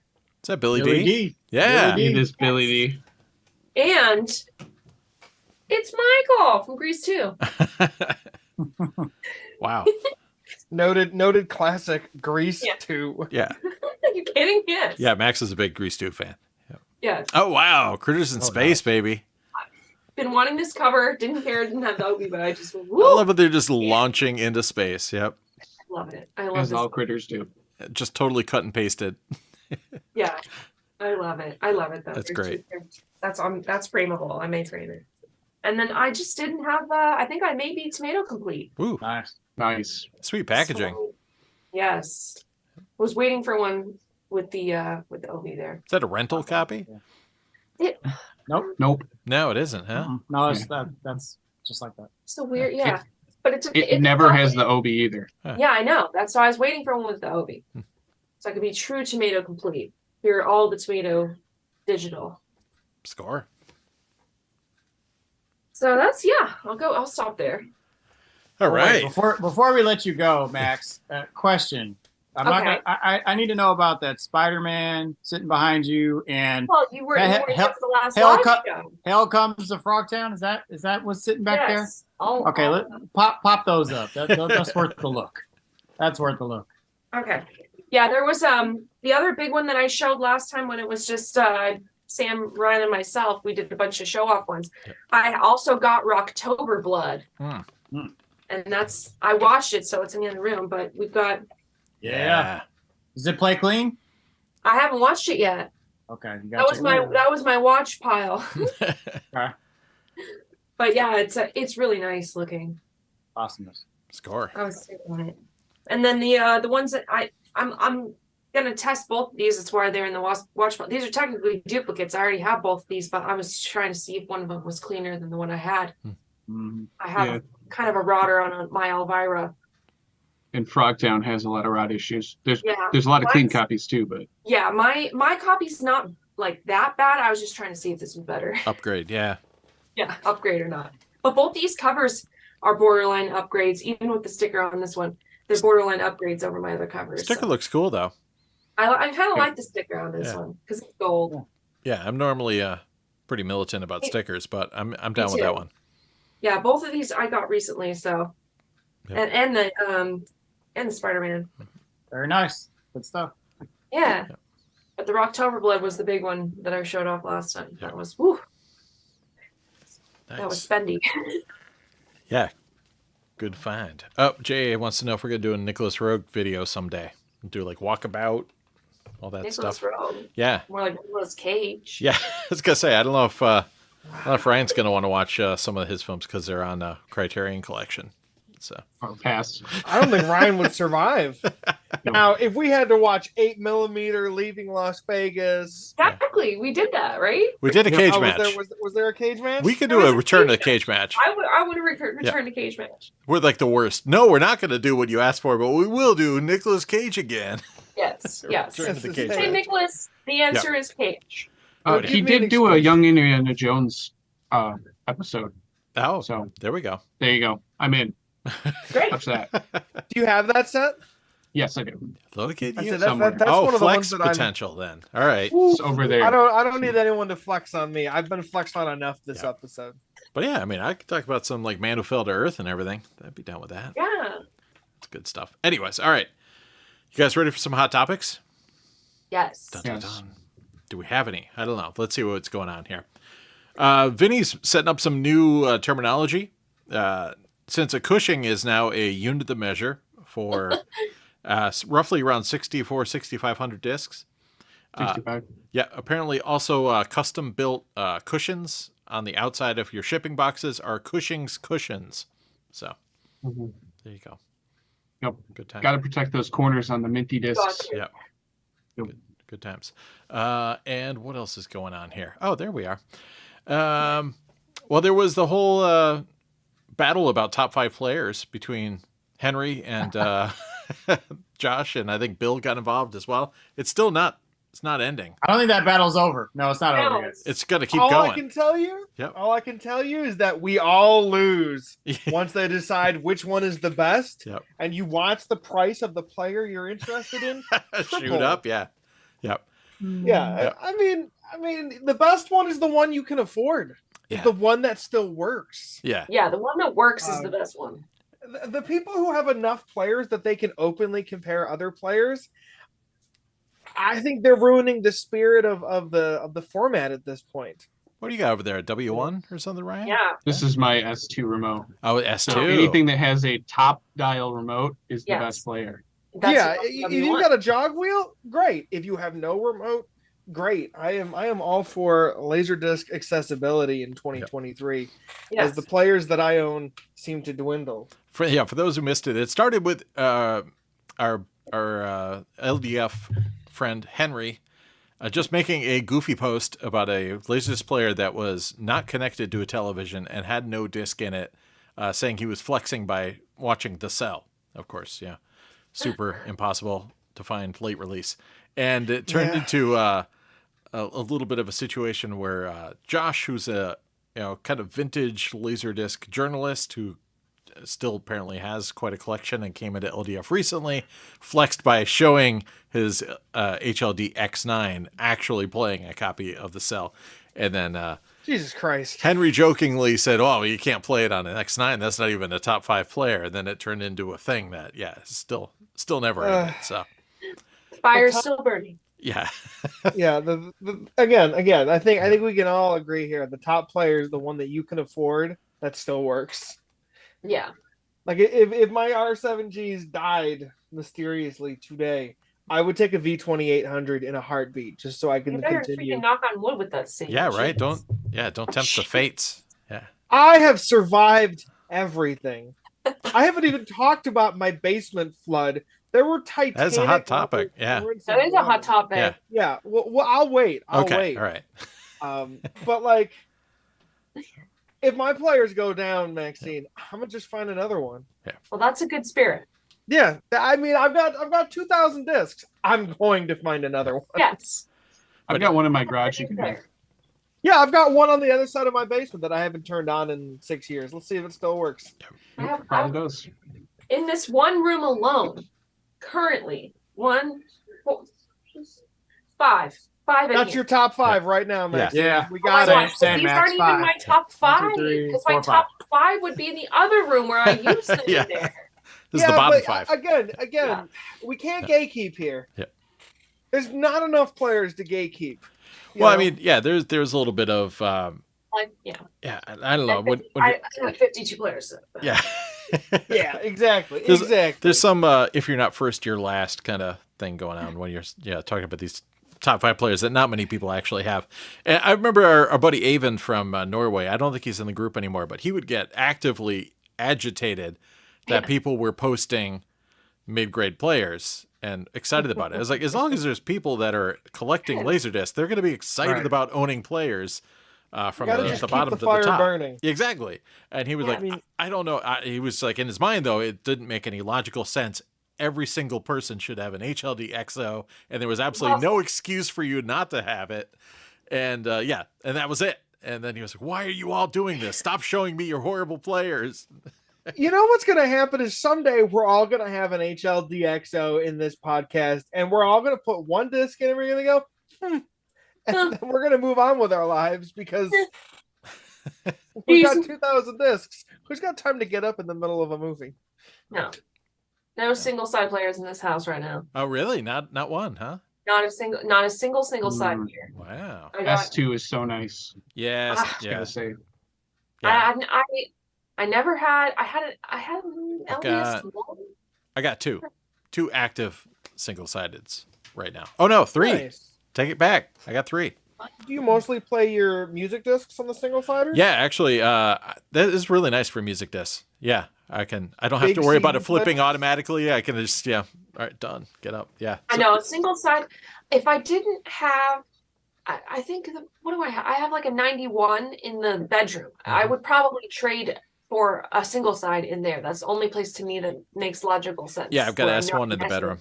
Because it's always weird when you fall asleep like towards the end of side 1, and then you wake up like an hour later, and you're like, "What's going on?" And there's a blue screen, and I mean, and let's be honest, the ones that are going to survive the longest are going to be the least complicated ones, and those are going to be our single siders, our V2800s, our late 80s players. The industrial ones are going to last longest. Those are beasts, predict, Yes. The ones that are probably going to last the least long or are already on their way to death are the ones that contain the mechanism in which it is made of plastic as thin as a toothpick, and it looks like a roller coaster. Yeah. In which they fling the freaking thing over, and there's the little M holder, that classic little M holder that breaks all the time. Quality so the plastic. combination Yep. of all those, and then attempting to ship those models, Yep. like forget about it. Like who you- designed that? Do you mess with single-sided players, Marcus, or no? I don't. Yeah. I would love an S2. It's on my list. If I ever come across one, I actually almost got one. I drove an hour each way to check one out, and it wasn't fully functional, and I didn't feel confident picking it up. Good call. I know a Wait, gentleman wait, in your state that has LDX1? one. Yeah, S- X1/S2. Yeah. Wait, we may have both gone to look at that. Oh, that's funny. No, this was down south. It was like near San Diego. It was Oh. actually Okay, towards all Loop, right. towards down by Loop. Okay. There was one poster recently in the group. I can't remember the guy's name. He sells a lot of discs on eBay. There was that Ryan he posted Cushing for, guy. like- That's not our Ryan Cushing that was selling some Yeah. recently. Though maybe it was He was selling in 97. 97. Yeah, that was yeah. it. But there were issues with that too, I thought. I think there were. Yeah. You know, Anyways, So what no, about? I would yeah. I would definitely take an S2 to add to my elite. I think we would all take an S2. I had more trouble finding the remote than the player. Mm, The yeah. player I've only run across once, and I got it because they were people who did work for someone and they traded it to them in trade and they wanted cash. And I'm like, Oof. yes, please. Sold. Easy. Just like random traveling through from Chicago to Iowa, and I was on the way. Yeah, the remote for the S1 was impossible to find for a while too. Took Yep. me about a year probably. Hayden, Yep. you mess with single-sideds or? Kind of. My one player that I have running at the moment is my CLD 2090, which is a double-sided player, but Yep. it can't return to side A. So So don't when even. I put in a movie, attempt I it, press yeah. I press the glowing blue side A button, so it only plays side A and then stops. Nice. What I'd like to do is make a little plaque to cover up the side B button, Just relabel the side A as play, and put a pause resume icon ooh. on the actual play button so that no one else messing with it by chance ever hits Yeah. play by mistake and sends it to side B. Yeah. I tried to open it up once to see if it was something I could fix. The ribbon cable bunches up on itself and it just Ooh. can't return to side A. You have to like stick a pencil in and move it out of the way. That's probably that to early get it to alpha come back. turn mechanism. Those are a little wonky sometimes. Oof. Yeah. Yeah, and I got that player for $60 locally. So after having dealt with an HLD 1000 that does not want to work, no matter how many times I get it fixed, Yeah. I'm fine with the 2090 for now. All right. The perfect price, $60 for a player too. Yes. Yeah. Absolutely. To be more so than the high end players, what I want to check out, I always see them on Yahoo auctions and they're never working. I think they're by Hitachi. They're these like paper thin players.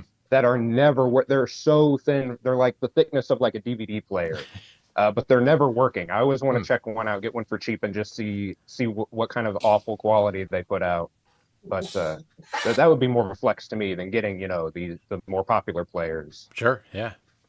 Weird players, man. I'm down with weird players. Yeah. Oh yeah. Yeah. I still, whenever I buy discs randomly at places, they're like, "You have a working player?" Like it's like an amazing thing. I know. Like, Yeah. and it's like you sell laser discs at this store. Like you have literally 200 laser discs. Somebody has to have a working player, or you wouldn't be selling them all the time. Like, Right, yeah. Or maybe I'm the only person who's bought them from them in a while. I don't know. I can almost guarantee that I'm the only one that buys LaserDiscs locally because the stock never moves. Same movies are always there. You saw the LaserDisc section at the Record Archive. Yep. The most stagnant. I found the squeeze. Fuck you. I will say, for a while, they had a little tiny tube TV and a player setup right by those discs. Great for checking those copies of Lost Highway to see if they were big coasters or not. And then they sold the player. That's what I always wanted to do, is create like a little sub store within like a record shop or something. The back corner, have a little TV and a LaserDisc player and a small LD section. That's the dream. That's basically what they had. They had a little tiny TV. There we go. Max has got it. Player. Yeah. Yeah, that's all you need. That was the entire vibe. Yep. I just this is a recent pickup. I just got this last weekend. Oh, look at that. Beautiful. It's mono, but it's got inputs, so it's gonna be for the laser room here. Yeah, good for testing. And Yeah. I think the Hitachi models output mono only, so you could hook one of those up to it. Perfect. If you can get one working. Fantastic. Right? Here Working. first. Get one of the RF adapter models. Yeah. Oh my gosh. Nobody.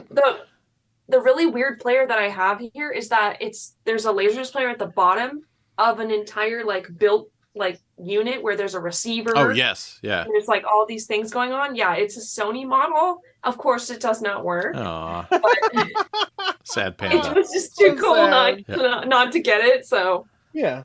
Score.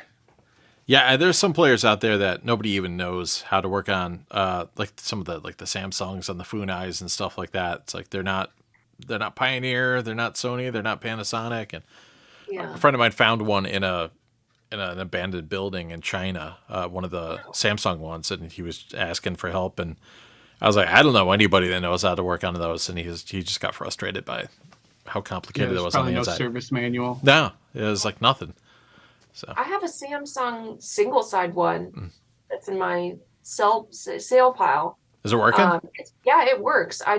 It's got a fresh belt and it plays great, and it's single side. Score. So yeah, Nice. like good luck with a remote on that though. Yeah. Oof. Yeah. Yeah. That kind of sucks, right? Like, Yeah. Yeah.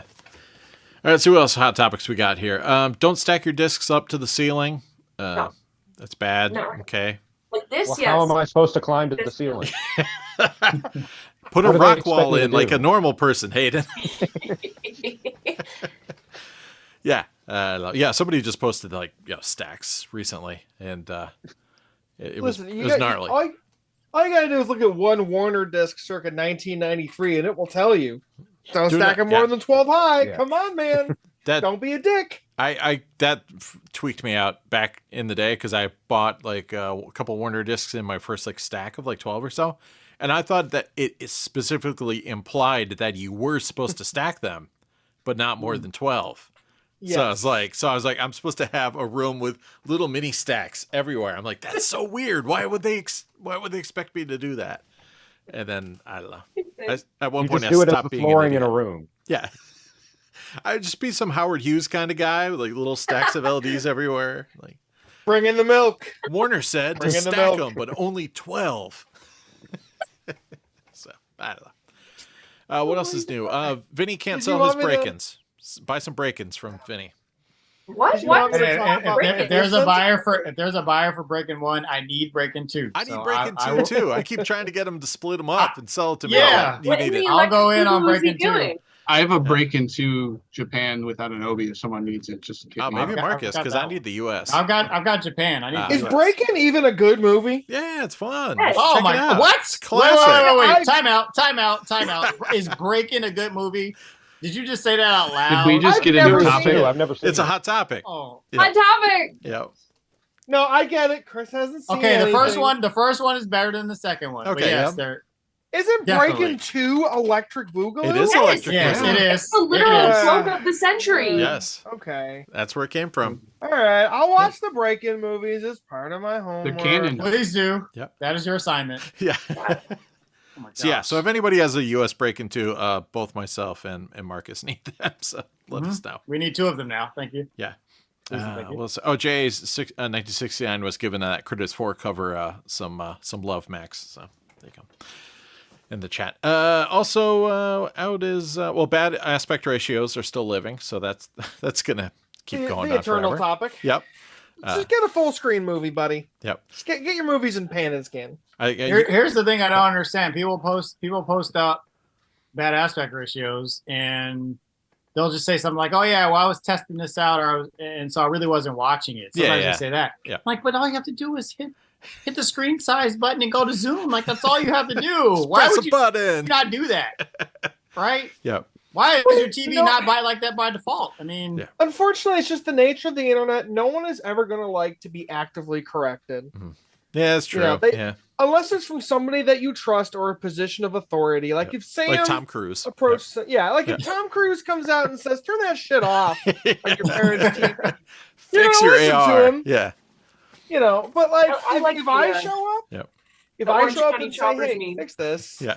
Yes. no one's gonna trust me by default. I think did Seth put together the Orange County Choppers The meme? Orange County Choppers meme is kind of incredible. And then It's Yorma kind of posted nail it. on Oh, the yeah. head. It's Yeah. so good.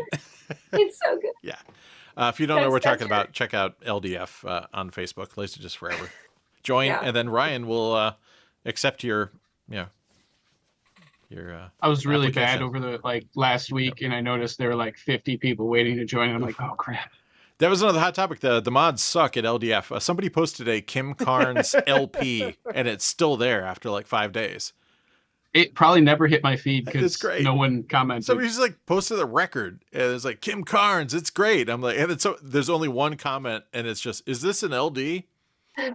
No response. It probably never even hit my feed because it was so inconsequential. It is. It's super inconsequential. And no one reported it, so whatever. It just makes me happy that it's still there in my feed. Yep. What else is new? Selling adult films is difficult. We've learned it'll get you booted, possibly from Facebook. Whew. Yeah. Somebody posted about it on like the LaserDisc Reddit page recently. I'm just like, really? Oh, Yeah. Wow. you Spilling were over all there, welcome huh? for that gift. That He just didn't keeps on have the giving. one I wanted, so I didn't get involved. Yeah, and then somebody else was like making it was like really the kind of hot commodity because one guy was looking for specific films and I don't Yes. know, yeah. So there you go. And what else is new? That's about it. You got any hot topics, Ryan?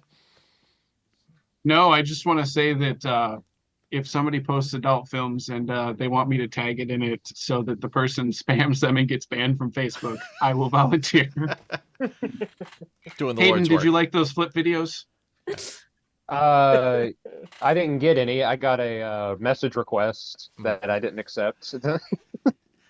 Yeah, we like to tag our friends to receive unsolicited materials on their behalf. Yep. And this is why I'm not Facebook friends with any of you guys. I mean, that's smart. That sounds like volunteering. Yeah. Smart tactics, yeah. Did you want me to talk about my basement in this half, Sam? Well, yeah, I mean, yeah, before we move into Grail Watch, Guess we it's should a talk wet about the topic basement rather than adventure. a hot topic. Yeah. So I'm in a basement. I'm in a basement Sorry. in a suburb or a subsection of the city that was built in the 1920s. It is a naturally sloping basement. I'll see if I can get the webcam off of here so you guys can get a better look at it. But there's you see where that TV is back there, Mhm. kind of? Yeah, that dark mass. There's a giant hole in the bottom of my basement that leads out to the storm drain. Mm. As you can see, I've still got a whole bunch of shit out because I haven't fully cleaned all of it yet. But one day we've been having some erratic rainstorms in Rochester, like way worse than I've ever seen it before in my entire 28 years of life. And one day we had a torrential downpour it was probably an hour. You could not see anything. It was devastating rain. And I've sealed my basement because I've had flooding before. I have water from this side and I have water from this side, and my basement's just constantly under force. So what did I do? I put every single valuable LaserDisc I own in this basement. I mean, that But makes sense. I've sealed it up. I was pretty confident, and then I'm sitting in my living room, and I'm like, I'm gonna play some Rock Band. Nice. Where's my Rock Band guitar? I played some Rock Band this And past I- week. And I Solidarity. go downstairs, and I hear bubbles. Oh no. And it's like, I've never fucking heard bubbles from the basement before. And I'm like, I walk downstairs and there is 3 to 4 inches of water Ugh. in the corner of my basement where that TV is. And right next to that corner is the shelf that had all of my Star Trek LaserDisc boxes. And there was an anime shelf on the other side. Oof. Yeah. Nothing And too it low. just kept coming. And it was like, you know that scene in Titanic where they're sloshing through like ankle deep water and they're running, get Yeah. out of the ship? That's what it felt like to be in my basement at that moment. I severely injured my back by deadlifting a shop vac full of water into Oof. the drainage sink on the other side. It was like destruction tier. Oof. But I'm happy to say that with the assistance of my sister, who I think realized just how bad it was, a little like on a 2-minute delay from where I was, we didn't lose a single disc. Not a single disc got damaged. Oh. A little bit of water damage on a box set that was already in terrible condition, but we saved everything. Very good. We got all of the water out. It's been cleaned. I had to destroy the rug that was down here. Yeah. And then I spent 2 days lifting everything off of every shelf and mounting all of them on cinder blocks. Yes. Because I refuse to let this shit happen again. Yeah. But like, you expect a little bit of water if you've got a city basement, if you've got an unfinished basement. I've never had the drainage pipe betray me. Like the rain sewers backed up. It was so aggressive. So, someday I'll move it all out, but for now I just don't have any other space for it. And luckily I was able to save everything. There were no casualties. Take that, Pennywise. Composure. Nice try. Indeed. I so relate to you. The same thing happened in my previous spot, and like I now will never have a shelf not be on a freaking roller dolly or some sort of raised. I remember the area. Great Maxine flood. Yes.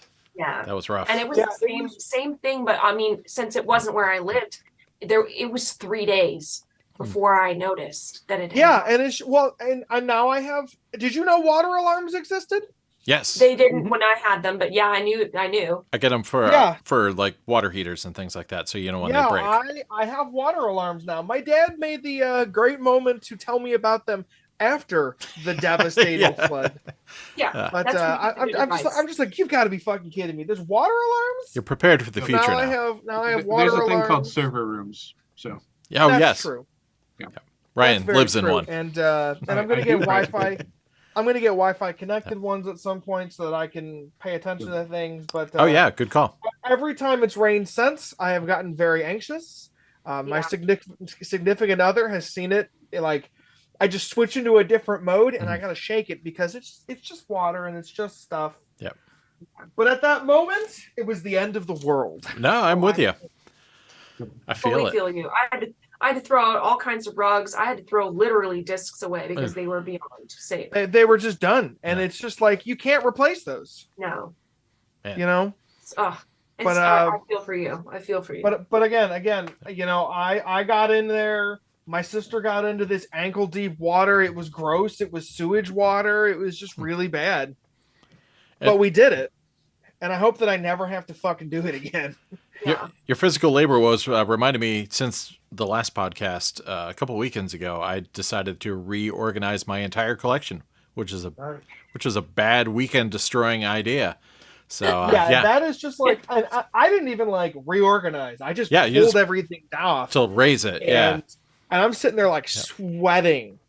While I'm moving these discs, and it's so bad. So I've got everything in genre order now. So I'm giving that a go. We're seeing how that's going to work. So I had too many. You're going to reorganize pretty soon. I had too many cases where it's like I had like overflow discs in another room, so I'd be like have one copy of Fifth Element in here and like a Japanese one there, and then so it's like I need to have all this stuff kind of together, especially since we're podcasting. So if we talk about any given movie, I want all of them together.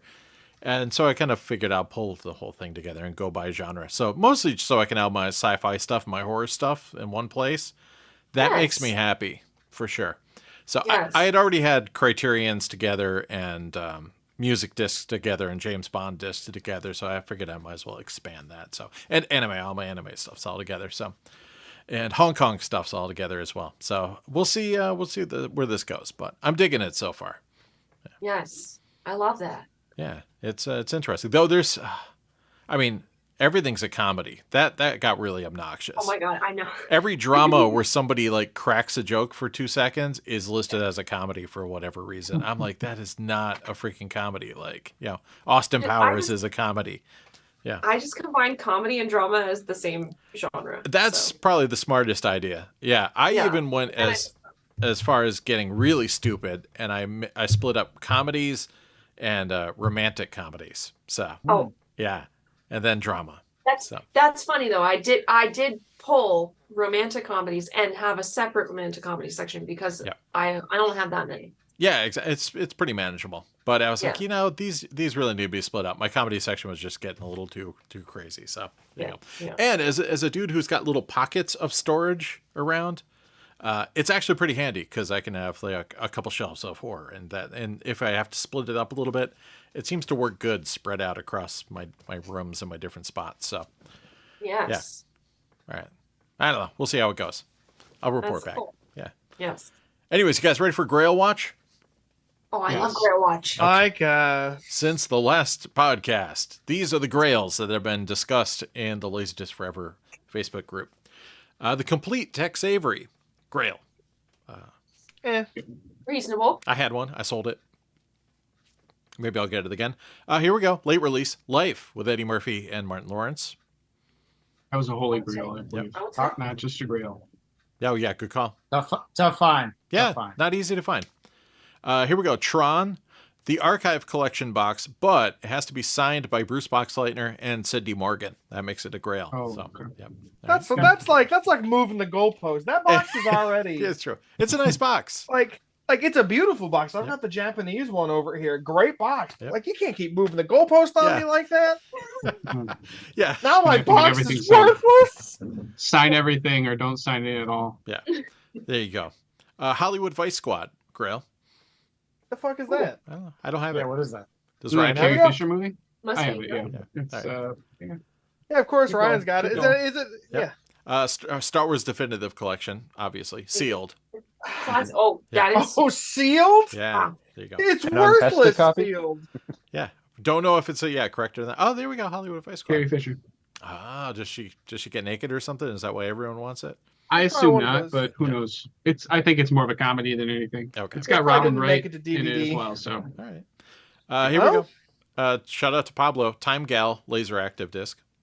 Yeah, that one actually is getting ported to modern systems. Yes. Taito announced that they were doing a collection of their LaserDisc arcade games. However, they're doing like really weird AI upscales of the material because Okay. they are, of course, standard definition interlaced video. Yep.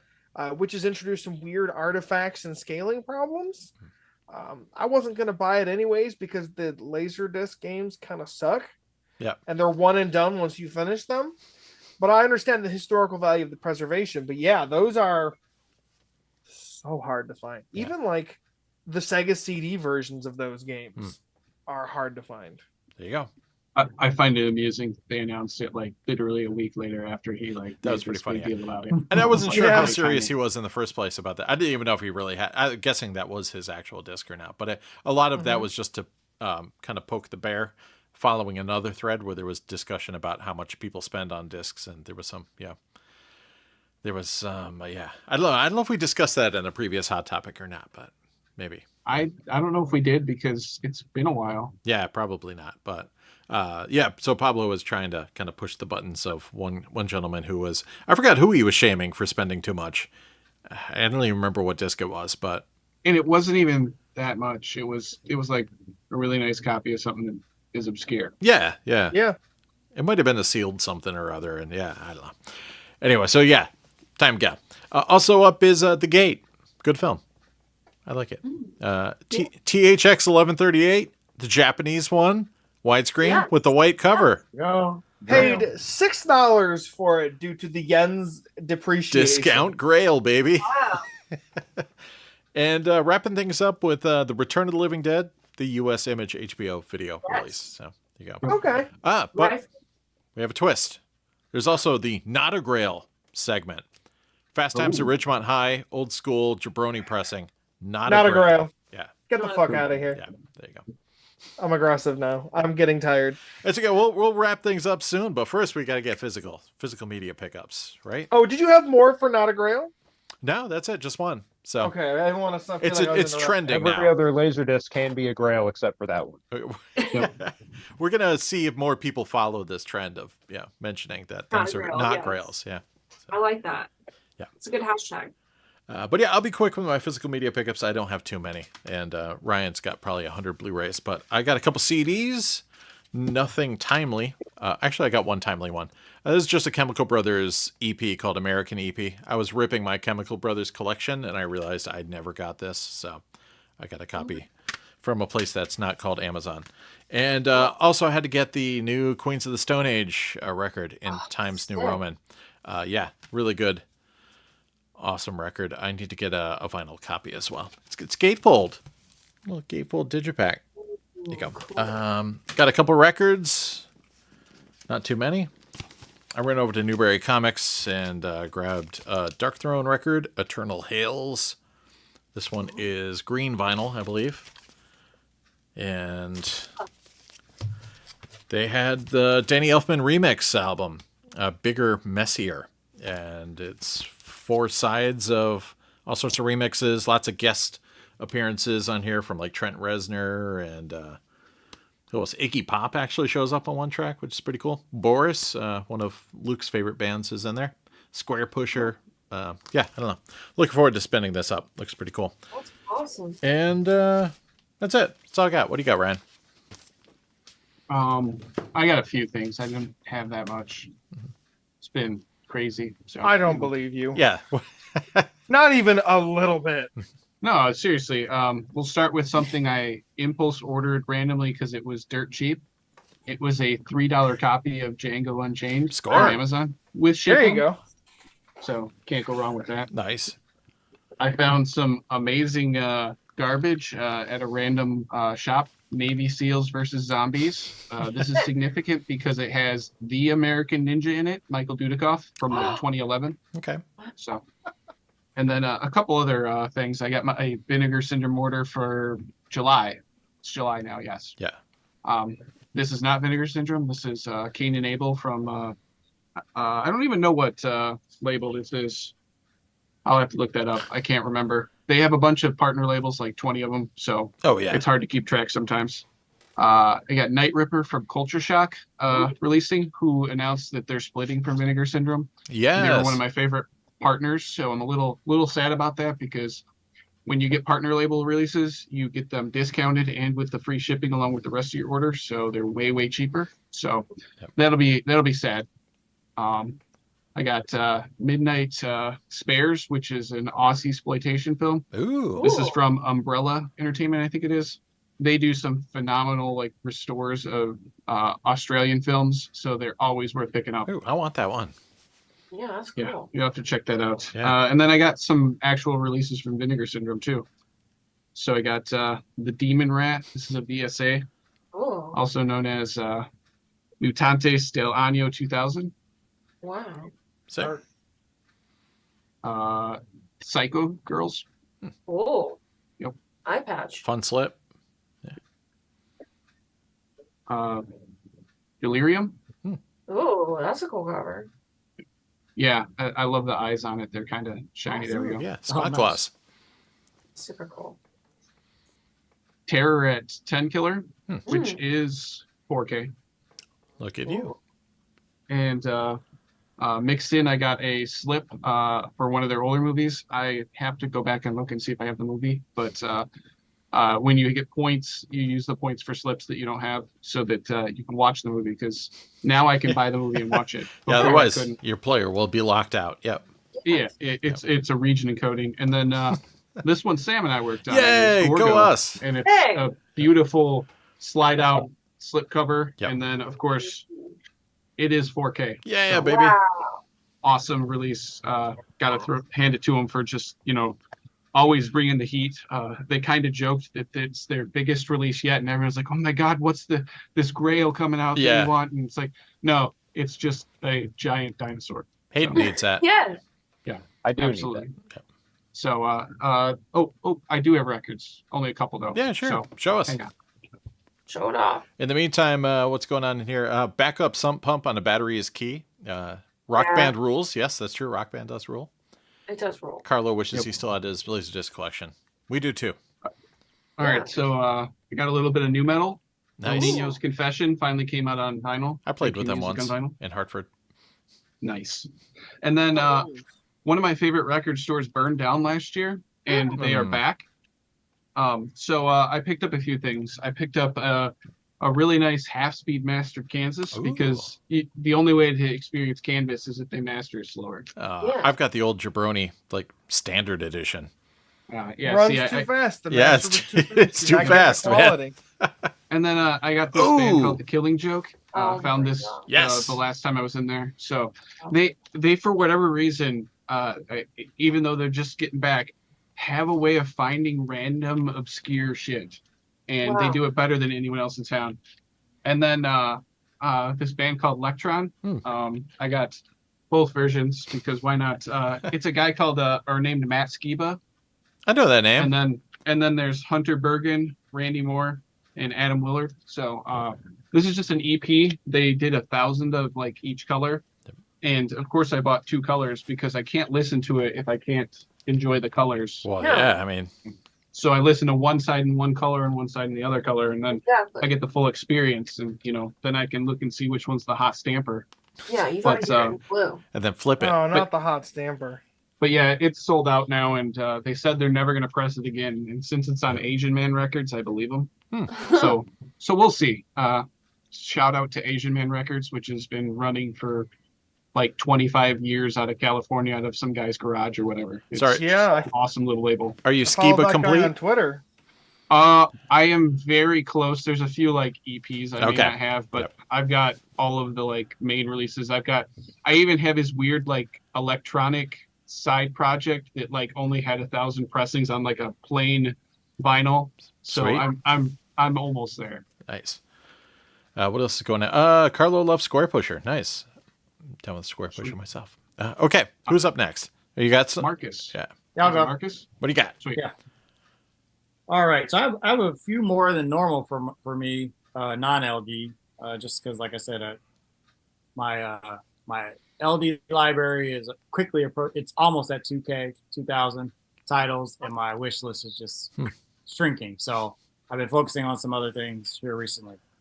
So I picked up a copy of Portrait in Jazz, Bill Evans. Nice. Yes. This is the definitive version on CD of this. So this is the DCC 24 karat gold disc. Let me see if I can grab this out of here without dropping. Yeah, don't touch it.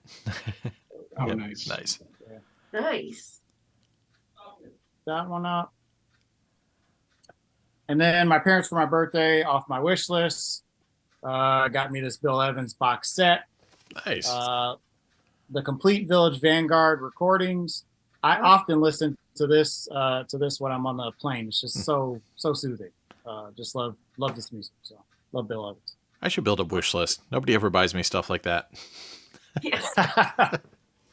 Let's see. So mail that I got up probably about 45 minutes ago because the mail arrived. So this is something that literally just Oh, arrived sweet. on my- Unboxing. Not gonna Wow. post my address. Sorry about that. You got doxxed.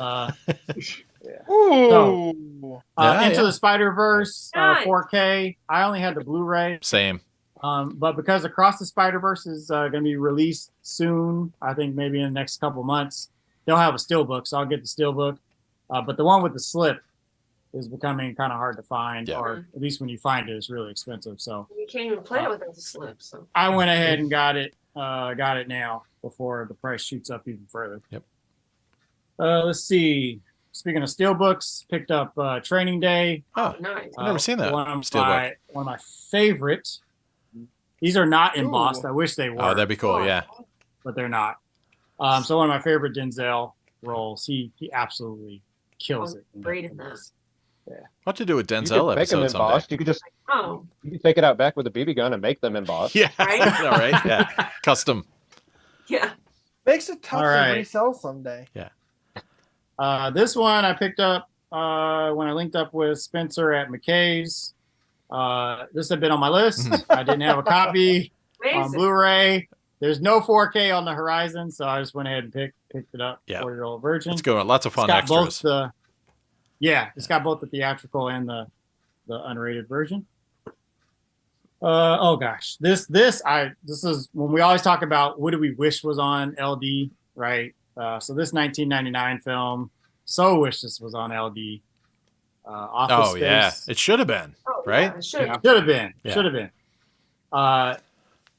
And this has a slip, so this is a unique slip. I think this was released in 2014. Not super common. You can find it; it's out there. But was happy to get that one. Score. Still after all 4 seasons of the Boondocks. Oh, Mm, sick. So yeah. recently picked up season 2. great set. 3 and 4 are on the way, so that'll probably be showing off next month. Then I'll be complete there. And then there are a couple films, just two, because I have to give myself boundaries. So there's just two films that I collect across any and every format that I can find. Those two films are The Wizard, 1989, and Airborne, 1993. Good choice. So picked up a couple of Airborne recently. So this one, and they're both PAL. So I actually have no way to view them at the moment. So German DVD. Oh, wow. So this got alternate cover art here compared to the US release. Is that a snapper case or? It's It's no, just not normal? a snapper. Oh, okay. All Yeah, right. it's normal case. Yeah, Yep. not a snapper case. And weird, oddly, I got this from like Amazon. It was listed on Amazon for when I was searching for it. It just a link came up on Amazon. It was super cheap. I almost didn't believe it, and they shipped it from Germany with super cheap shipping at a cheap price from Amazon. And as soon as I bought it, it like went out of stock. So I think You were the somebody last had it like one. listed Yeah. from like years ago or something, and they decided, yeah, no, we don't want to sell this for so cheap anymore. So anyway, not a lot of folks probably looking for that at the moment. And then another Airborne release. So Yeah. super cool Jesus cover art Christ. on this one. This is a UK PAL release, VHS. That's dope. UK cases were great. I love the clear cases they had. Yeah. Yeah. Clamshell. Yeah. So I think that's it for me Let's go. for non-LD pickups. Excellent. Oh, Gerald in the chat wanted to know, did anyone get the Arrow box set Empire of Screams? Release of the year, sold out in pre-orders from Empire Studios. You have it, Ryan? Nope. No, I don't have it. All right, that's no. Nobody has it. We failed. I'll have to look it up. Yep. Who's up next? Chris, what do you got? Yeah, I'll go next. I have a big stack for once of non-LaserDisc stuff. Kick back, and everybody. I'm gonna go quick. Finally waited. Top Gun Maverick was on sale. Yeah. Didn't want to pay $30 for it. Saw it 5 times in the theaters. Gave Paramount enough of my money. Wonderful Blu-ray. Very good Hollywood production. A bit of a box office marvel, of course. And then I'm going to chase it with probably the most interesting Hollywood production of last year. Nope is a remarkably good movie. Shot on 65 millimeter and large format IMAX 65 millimeter. It's a beautiful movie about what would happen if some people ran into an alien in their ranch. And then we got to go through a big stack, but I'm gonna chase it with. I bought a 3D television quite recently. Oh, yes. I bought not only a 3D television, but a plasma 3D television. Oh. Which is my first foray into the plasma display format. Oh my goodness. You can kind of see it. It's behind those Sega Genesis games. Oh, yeah. All right. I kind of have them in the IMAX style where you can just shift one or the other over into the center position for use. So I bought a 3D TV because 3D TVs were way too expensive and my parents weren't interested in them. And I jokingly thought I was going to become an Avatar guy. And then in the process of trying to do it ironically, I fell in love with Avatar. And I fell in love with the 3D presentation of Avatar and Avatar 2. So we're gonna hit us up with the Japanese pressing or release of Avatar: The Way of Water. This is the only release that's out there that has the 4K, the Blu-ray, and the 3D Blu-ray in one SKU, which is why I bought it. I did not want to purchase a 4K disc and a 3D disc. I wanted them in one package. And I imported it from Amazon Japan. It came almost immediately upon release. I have not watched it yet because I need to take this guy down and move the 3D Blu-ray player into place. Because if you're going to watch Avatar, you need to experience it in 3D. That is absolutely my take on that. And then the rest of these are literally movies that I have purchased simply because I bought a 3D TV. All right. So we've got the standalone Japanese 3D Blu-ray of Frozen. All right. No Blu-ray, no DVD, just the 3D transfer of the movie. We got a really cheap 3D Blu-ray of Cars 2. This came in a lot of other movies. Oh, Remav in the chat has lots of 3D doubles. Hit him up. Ooh. Perhaps I will. We Yeah. got Thor: The Dark World, which again came in a lot with Cars 2 and another movie that I was chasing. Oh. Probably terrible 3D transfer. Yeah, I didn't realize anything. We've got the 3D Blu-ray of Monsters vs. Aliens. Nice. That might be fun. I saw that in the theater. I'm cool. We've got the limited 3D Blu-ray of Avatar, which I have watched. It is superb, wonderful in 3D. That's cool. We've got the 3D Blu-ray of Kubo Nice. and the Two Strings, which I have not watched yet, but it's very high on my list. The 3D presentation of Inside Out, which is wonderful. Wow.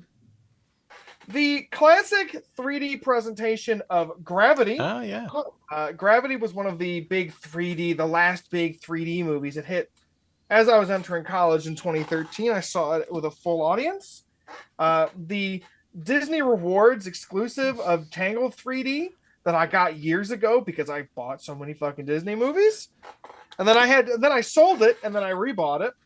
Good on you. A Goodwill purchased copy of the last Harry Potter movie in 3D. Weird. Okay. Another Goodwill purchased copy of an IMAX documentary in 3D that I'm sure will be a little more than stale. Gotta have fish. The 3D Blu-ray of Gamer. What? The limited 3D Blu-ray of Hugo. Scorsese shot this one in 3D deliberately, which makes it a little more interesting than the standard. And then we've got the full How to Train Your Dragon movies Score in 3D, exclusively for viewing in 3D. There's one other movie. It's a copy of the third Transformers movie that I don't know where it is, but I am actually going to probably head out a little early. Does anyone mind if I just do my recommendations really quick because I got a dip? Oh, you're bailing. Oh, no. Yeah. Yeah, I'm bailing for a good reason. Okay. Always a good reason. So I gotta go. My recommendations: go see Oppenheimer on film if you can. The 3-week run is coming to an end soon. It's being extended in some places, but most places it's going to disappear, and then you are likely never going to have a chance to see it again out of limited rep screenings at houses around the country. It's very good. Barbie is also very good. The new season of Star Trek Strange New Worlds, also very good. Grandma agrees. Grandma. Yeah, I work at a movie theater part-time as my summer job, so I've seen every big movie. Mission Impossible, absolutely fire. Ruby Gillman, Teenage Kraken, garbage. All right. We walked out of that one. Indiana Jones and the Dial of Destiny, mediocre, with an interesting swing at the end. And Elemental is a little bit better than its low box office deserves. So again, I see everything now that Hollywood puts out. My movie theater is only 13 screens, no independents, no foreign films. It's a Regal. All right, yeah, you get what you get. Oh. And yeah, you get what you get, and I see whatever they put my way. All right, guys, I have to roll. It's been a pleasure and an honor as always. I'll see you guys for the next episode. Don't Enjoy. have too much fun without me, okay? Oh, we'll try not to. We can't promise anything, but we'll try. You better. Enjoy. All right. Anyway, oh yeah, quickly, Gerald said the Empire Screams is a 5 Blu-ray set with Dungeon Master, Dolls, Cellar Dweller, and Arena and Robot Jocks. So Sick. that's a good, Well, good I have lineup. all those on the LaserDisc pretty much. Yeah. What do you got, Hayden? Is that you, or did you go? Yeah, Hayden's got some stuff. Yeah, I love that guy. We should get him on the show sometime. Yeah. Luke hooked me up with a VHS copy of Light Years, Dude. which I had not seen until this point. This movie is awesome. The voice acting is so incredibly bad. It has Penn and Teller in it for some reason, voicing some aliens with faces on their stomachs. I love it. Score. The animation is actually really good. I kind of want to watch the French version that you can only get on like Hong Kong bootlegs. So that'll hopefully be in the near horizon. Finally picked up Get Out. Nice. So now I have this. I have Us and Nope. Nope, I did future buy on a 4K Blu-ray combo, but this was cheap and at a local store. So, and then I picked up The Witch. Nice. So watch this. This was terrifying. I loved it. Love it. Ooh. And then got to watch this for the first time. They Live. Mm. Would have probably preferred the Ooh. Blu-ray, but they had the DVD at the local place, and it was nice and cheap. So Yeah. it was decent. Why not? Movie was great. Yeah. DVD was decent. Just to clarify. Amazing. And then I haven't watched this in forever. I watched this like around when it came out. Nebraska. Oh yeah. Oh, I remember enjoying it. So looking forward to rewatching that. And then I haven't watched this yet, but I'm really eager for it. Is The Fall. This is the Blu-ray is very hard to find at a decent Blu-ray price, but the DVD pops up every so often. Yeah, I still haven't seen that. I gotta check that out. Yeah, it looks really cool. Yeah.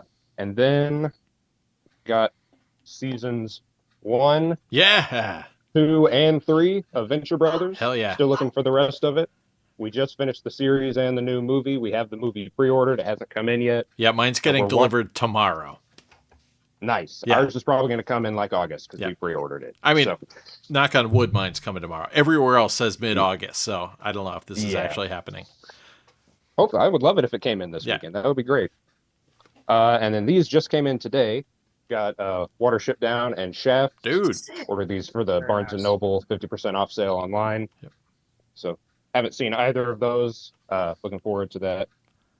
And then got some music. Local shop had a cassette copy of Defenders of the Faith. So I Yeah. had to pick that up. Yes. Free wheel burning. And then Luke sent me these new and new 2 CDs. They're both really cool. New 2 especially is awesome. I've been listening to this a lot while working on art projects and stuff. It's really cool. And then let's see, picked up the Blur self-titled album. Nice. nice. Quebec by Ween, that we recently started listening to. Ween's a trip.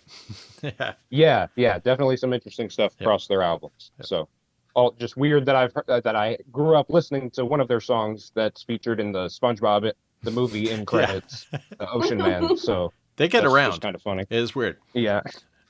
And then picked up Gong's Angel's Egg, Ooh. the second in the Radio Gnome trilogy. Still need to get parts 1 and 2. I mean, parts 1 and 3. Then picked up Talking Heads, Fear of Music. Classic. Nice. Talking Heads, Speaking in Tongues. Also a classic. Yeah. And then a couple of games. I used to have this, but I sold it foolishly, so I bought it again. Super Mario Kart. Went for the Japanese one because it's cheaper. And then was hoping Holler could see this so he could talk about how I shouldn't have bought it. But this is a fan-made repro copy of Truxton for the PC Engine. So Ooh. it has like a chip sticking out of it because it's like a fan-made. Wild. Because the official copy goes for way, way too much money for how actually not rare it is. Yeah. But this was like $30, so nice to have that. And then 2 comics I got recently. This is a adaptation of Screaming for Vengeance Dude. that is somehow turned Nice. into a sci-fi story. No way. I'm- That's so sick. Oh my It god. is. My girlfriend had ordered the Jamie Hewlett graphic novel Foo Action. However, that got canceled. Apparently, the distributor canceled it for some reason. So Oh. they sent this as a consolation prize. Huh. So looked at it. The art's pretty cool. We haven't read all the way through it yet, but it does look pretty neat. Nice. And Oh, then this congratulations. that I'm really excited about. Was really excited to get this. Moebius's Arzak Ooh. comics. Nice. So this is basically just a compilation of all the Arzak comics from heavy metal into a single volume. Is that a vintage really- collection? That looks pretty Yes, old. this is like a 1977. Nice. copy. Yeah. And Nice. for it's a little beat up, it's a little used, but almost all of them are, and some of them are just like falling apart. Yeah. And people will want absurd prices for them, but got a decent deal on this one, so really happy to have that. Yeah, that's And, nice. Wow. So that is what I've got for physical media. Score. What do you got, Max? Anything? I have things in the car, but I forgot to show these. Imported all the way from Japan, but made in USA. Oh, Pioneer. Pioneer mug. Sweet. So I can have some coffee in a nice marbled mug. It's hard. Oh yeah, hard. catching it. Yep. Yeah. Fancy. But it's like deep navy there with the white marbling on it. That's pretty cool. Classy coffee. Yeah, right? And then in the car I have CDs that I got recently. I got the Rollins band. I'm trying to think of the freaking one. It's the one that has Wait. no blanket. With Liar? It's Liar. Yeah. Wait. With the feather Yeah. on the cover. Yeah. That's good. It's a good one. Yeah, that one's been in heavy rotation, and then gotten really into freaking Typo Negative. Yes. Just Sorry, I like didn't mean to get so excited. on literal repeat as Typo Negative right now. Like I approve of the your cover choices. with the two girls on it and Bloody October Kisses. Rust. October Yes. Rust is probably like Yes. my favorite album of all time. Or maybe not, but of all time. But I don't know. it's up there. Black number one is kind of just my. Just been listening to that one a lot. And there's multiple versions of Bloody Kisses too, with different songs and stuff too. So you got to get like different versions. I need more versions. I Yeah. want all the versions. Yeah. I want the vinyl now. I want all of it. I don't have it on vinyl. I know. I'd love to have that. Yeah. So good. Yeah. So yeah, Right. lots of talking negative. All right, cool. All right, I think we're up to the recommendations. Winding down. We've lost Chris. If you missed it, his recommendations were everything. Barbie and Everything Oppenheimer. at Regal. Yes, go to Regal and get some movies. I'm going to recommend quickly Twisted Metal on Peacock. The new TV show based on the PlayStation video games that I vaguely played like the first one or two at some point. It's basically a Death Race knockoff, but Death Race and Mad Max like had a baby and mix in some clowns and stuff like that. So there wasn't that much to do in a movie format that like Death Race hadn't done already. So they expanded the concept a little bit. So now it's more of a post-apocalyptic wasteland situation wherein the cities have walled themselves off from the wastelands in between, and it's lawless and crazy, and everybody has cool tricked out cars with weapons and things like that. But in this case, they're couriers driving things back and forth. So it's not going to win any awards for originality. And, of course, in the second episode, like there's the Las Vegas sign and somebody spray painted Lost over Lost. Like nobody's ever done like Los Angeles or Las Vegas before. So brand new and original. But on the plus side, it stars Anthony Mackie, and he's just kicking ass nonstop, like throughout the whole thing. He narrates it. He's the main star. He's the milkman. He does milk runs. And he just drives his Subaru named Eleanor all around town. And Nev Campbell shows up as the ruler of New San Francisco, who kind of dangles this new life in front of him, where he could live inside the walled city where you don't get shot at all the time if he just makes the trip out to the super dangerous Chicago. And then in the meantime, he hooks up with Stephanie Beatriz, who I knew as Sofia Vergara's sister on Modern Family. And she is she plays a person named Quiet. Actually, not named Quiet, but that's the only thing she's known as. And she is known to throw some epithets his way. There's lots of F-bombs. And yeah, I mean, the writing is kind of what's just the characters bickering all the time is really fun. It's really, I mean, it's not for the kids. There's lots of talk about genitalia and things of that nature, including one character whose talent is crushing things like Gallagher with his massive appendage. So yeah, that's the kind of style of humor going on in there. It's very silly, very cheesy. Thomas Hayden Church shows up as this cop Stone, and then of course Samoa Joe is Sweet Tooth, the crazy clown that they meet in Vegas, and Will Arnett does Sweet Tooth's voice. So very fun. And then Chloe Feynman shows up in a really fun role. And Jason Mantzoukas is great in a later episode as well. I've got 1.5 episodes left to go.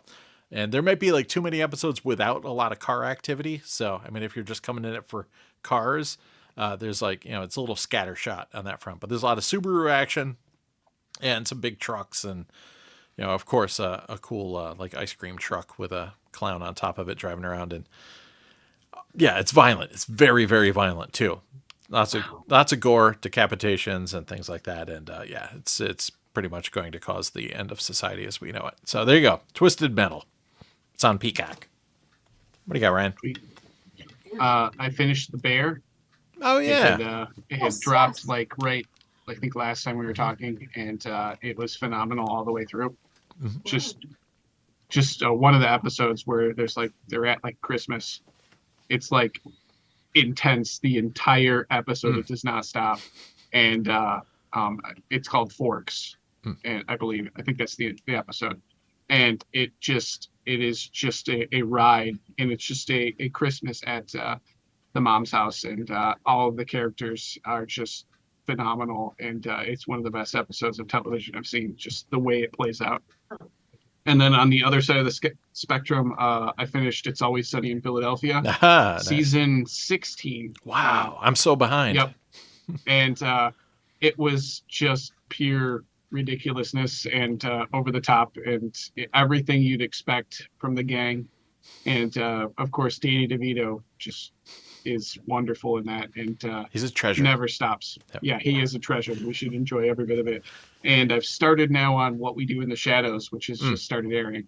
So if you need some Matt Berry, get on that. And it's been really good, and it's definitely taken a new route, because they're always expanding the vampire genre in their own way, and it's well worth checking out. So, score. Marcus, you got any recommendations? Yep. All my recommendations this month are sports related. Oh. So first, I'll start with anime. Yep.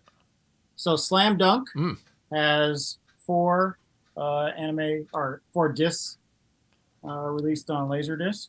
Cool. And last night in the States, it came out in theaters, limited release. The title of the film is called The First Slam Dunk, and so it implies that it takes place before the original series, but it's actually it's a sequel. It basically wraps up the story that they told in the 90s.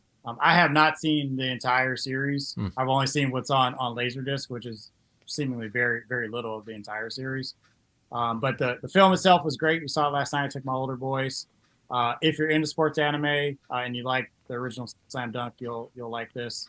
A lot of good, backstories with all these each character. They focus in on one pretty deeply, and it focuses in really on one particular game, an important moment that's kind of the culmination of the entire story. So we enjoyed it. I'd recommend it. It's coming out on video, you think, or? I would imagine it would get a home release. Yeah. I can't imagine they would not do that. So yeah, I'll look for that. Hopefully in 4K. We'll see. Yeah. What kind of release it gets. Second one is on Apple TV.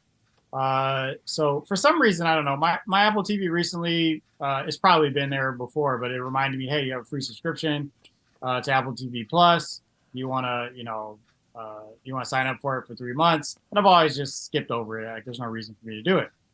But now I had a reason to actually get Apple TV Plus, because the Steph Curry documentary called Underrated just dropped last Friday, a week ago.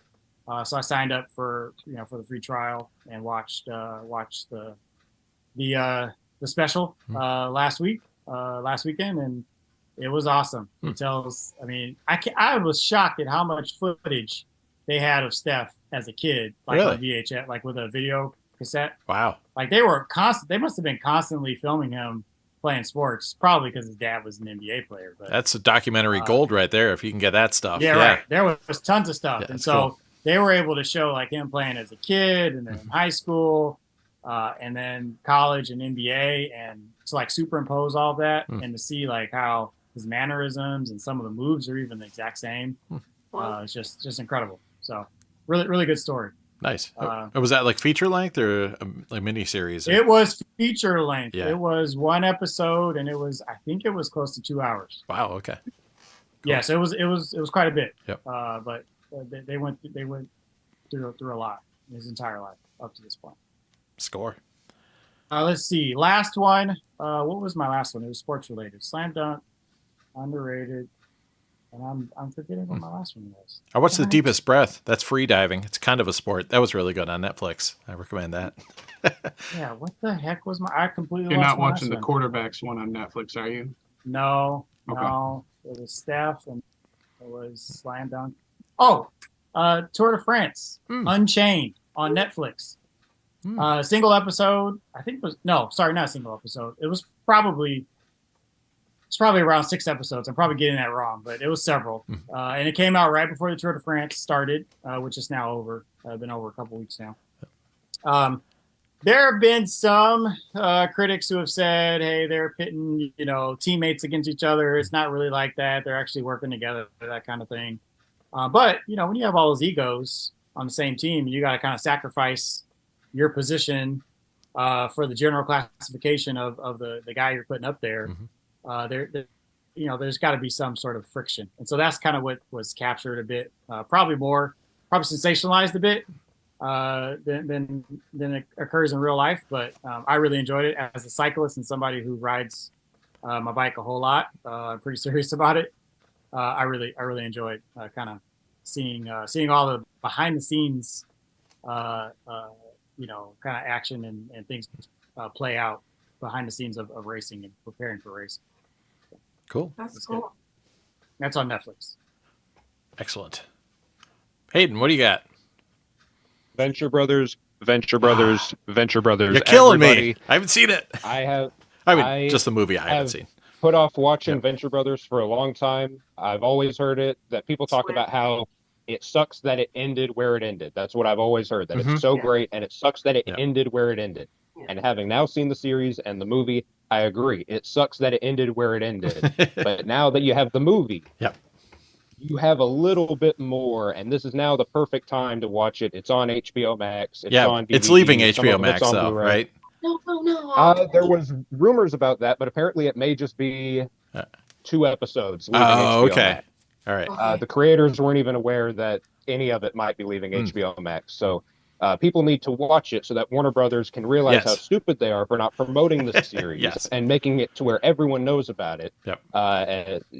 Movie's going to be out on Blu-ray soon, and it's on streaming right now. I would know, of course. That's definitely how we watched it, was on streaming. We didn't watch it any other means. You definitely didn't pirate it. No, I wouldn't do that. No, I'm not into that kind of thing. I didn't think so. The first episode is so it's very dumb Adult Swim humor, but it grows into something so unique. And it just partway through watching it, I thought, oh, this is kind of like Rick and Morty. By the time we finished it, it's no, if this and Rick and Morty were in the same room, Rick and Morty would just suffocate and die and shrivel into nothing, and Venture Brothers would still be standing strong. It's so good. And with the movie out now, this is the ideal time, I would say, to get into it. Yeah, the mythology is insane. And the consistency with characters, the way they grow, the way things are called back on in a way that's not just referencing something you know about. Or referencing something that happened before. They actually build on things. Watch even in early episodes, with the yard sale episode in season 1, there's characters you don't even meet until seasons later that are in the background. Then they're full-fledged characters, and they become some of the best characters. Every character in the show is the best character, especially the Monarch. If I could be anything in life, it would be the Monarch. I was going to say the same thing with Monarch. I quote the Monarch a lot in my daily life. Yes.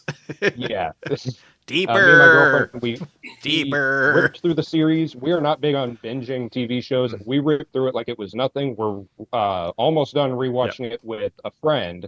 And now that we've got the first 3 seasons on DVD, we're going to be watching it again with the commentary. There are apparently commentaries for every single episode. So we're really looking forward to that. And for those who haven't seen it, it kind of started as a little bit of an homage / spoof on Johnny Quest, but it's so much more than that as it goes. It definitely starts out with very kind of slow Adult Swim humor, parodying old Hanna-Barbera cartoons and stuff, but it really grows into its own unique thing. Great art too. Doc Hammer's a killer artist, the animation is great. It starts off a little rough, but every episode, it seems, it just gets better and better. And seeing what they were able to do with the movie budget was really, really nice. They did a great job with that. Would have been. It may have been better if it was a full-fledged 8th season instead of a film. But hopefully, if we get enough people watching it, which is what I'm trying to do now, they'll fund an 8th season that can pick up where the movie left off, like they should. So I don't have to hunt them down and do something about it, Yeah. And I also recommend the book, too, if you don't have the book yet, the art book.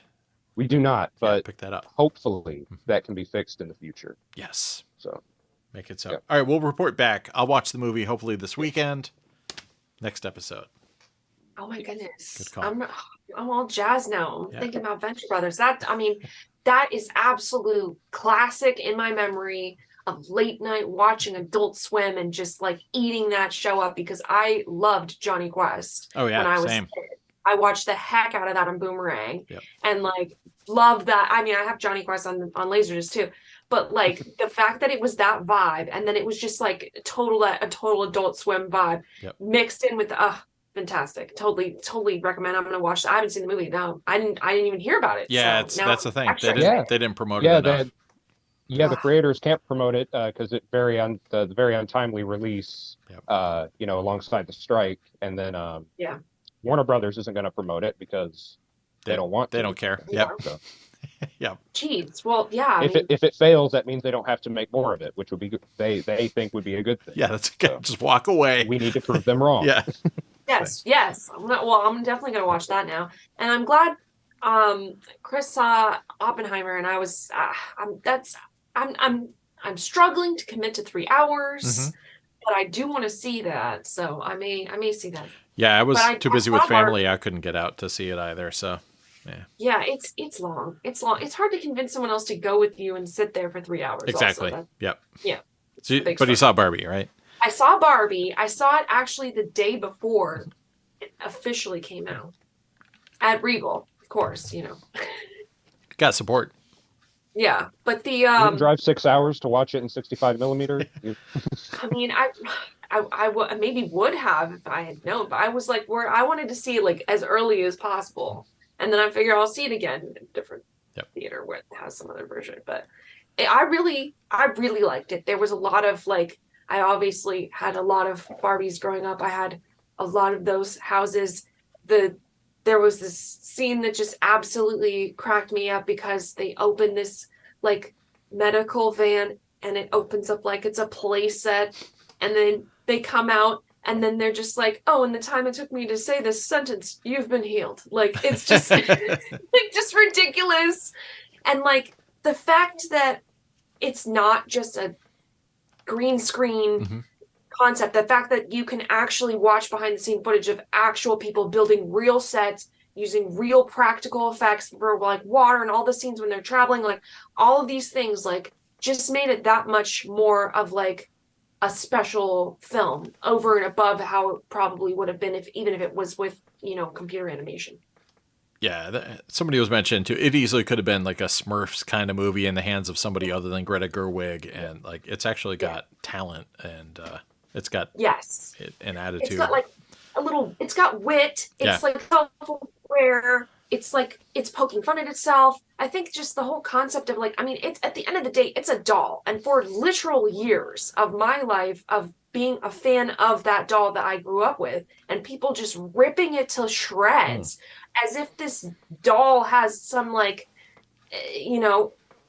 over a body image, and it's like it's crazy to me that people are just putting all this pressure on the doll, and like they address that, and like I thought they treated everything like with like a lot of respect in it all, and like nods to like the original A-frame Barbie dream house when they're driving through the Barbie land. You see the little things.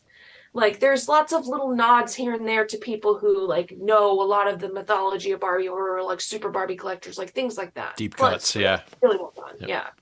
Nice. Excellent.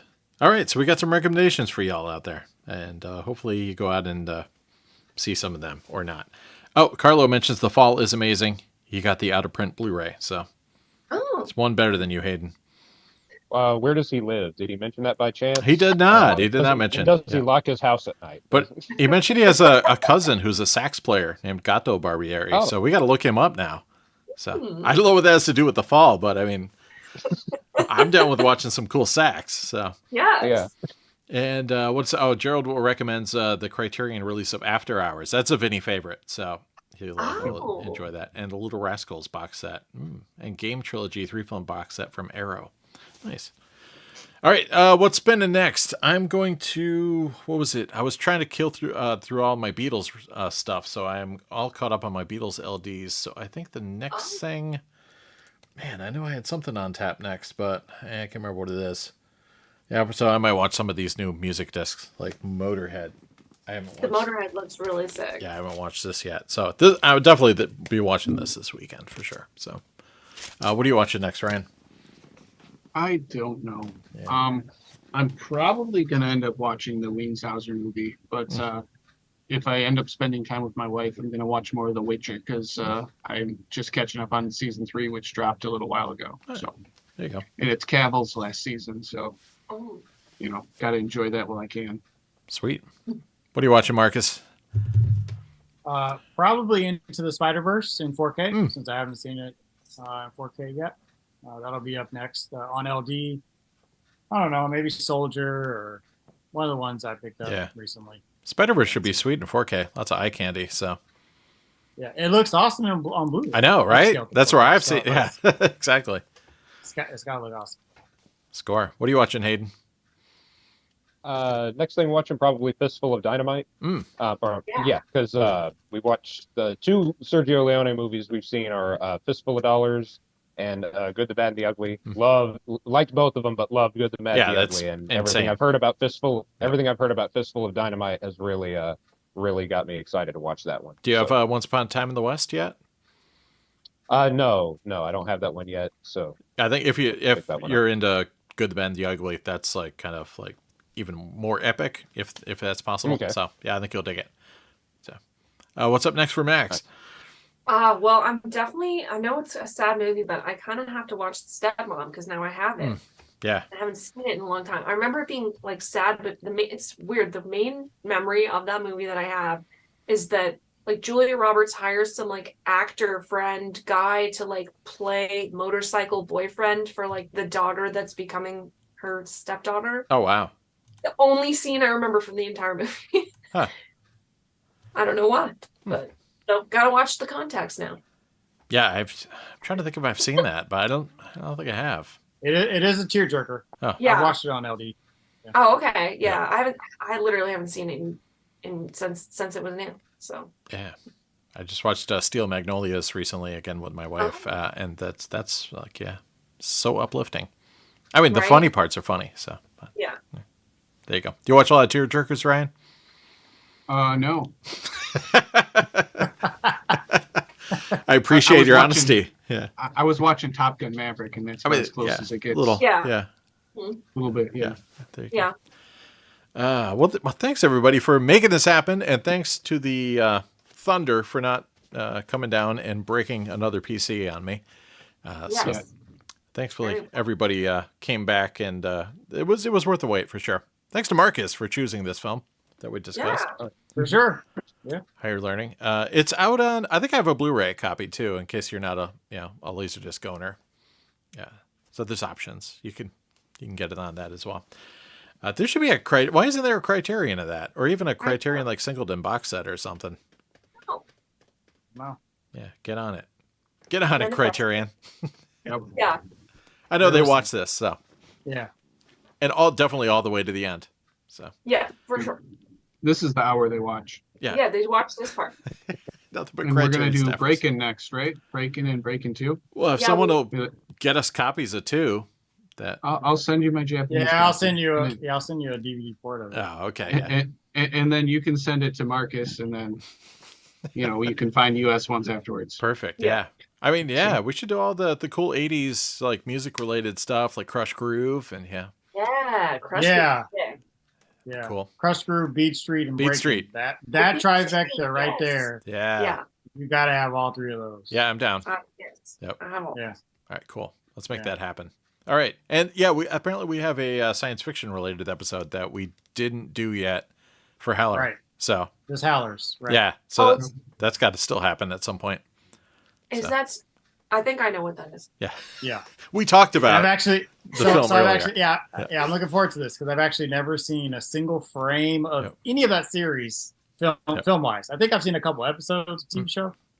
Oh. Film wise, never seen a single frame of any movie. So Oh wow, okay. Yeah. Oh, Pretty good for me. Carlo lives in Branching out. Massachusetts, Hayden. So you'll have to send me up there to get his fall Blu-ray. So I'll meet you Okay. there, Sam. yeah, Yeah. very cool. And yeah, thanks to everyone in the chat for hanging out and talking with us this evening and powering through this 3 hours of quality entertainment. Quality, yeah. I mean, with an asterisk, depending on what you're into or not. But yeah, we'll be back. It's all quality. Yeah, we'll be back soon-ish. I don't know. Yeah. Before the summer's over, maybe? Yeah, we'll have Yeah. to not like postpone and cancel and just set a date again. Yeah, we could do that. We're here for you. So, cheers, everybody. And yeah, All right. we'll be Peace. back. Bye. Happy spinning. Yeah, thanks.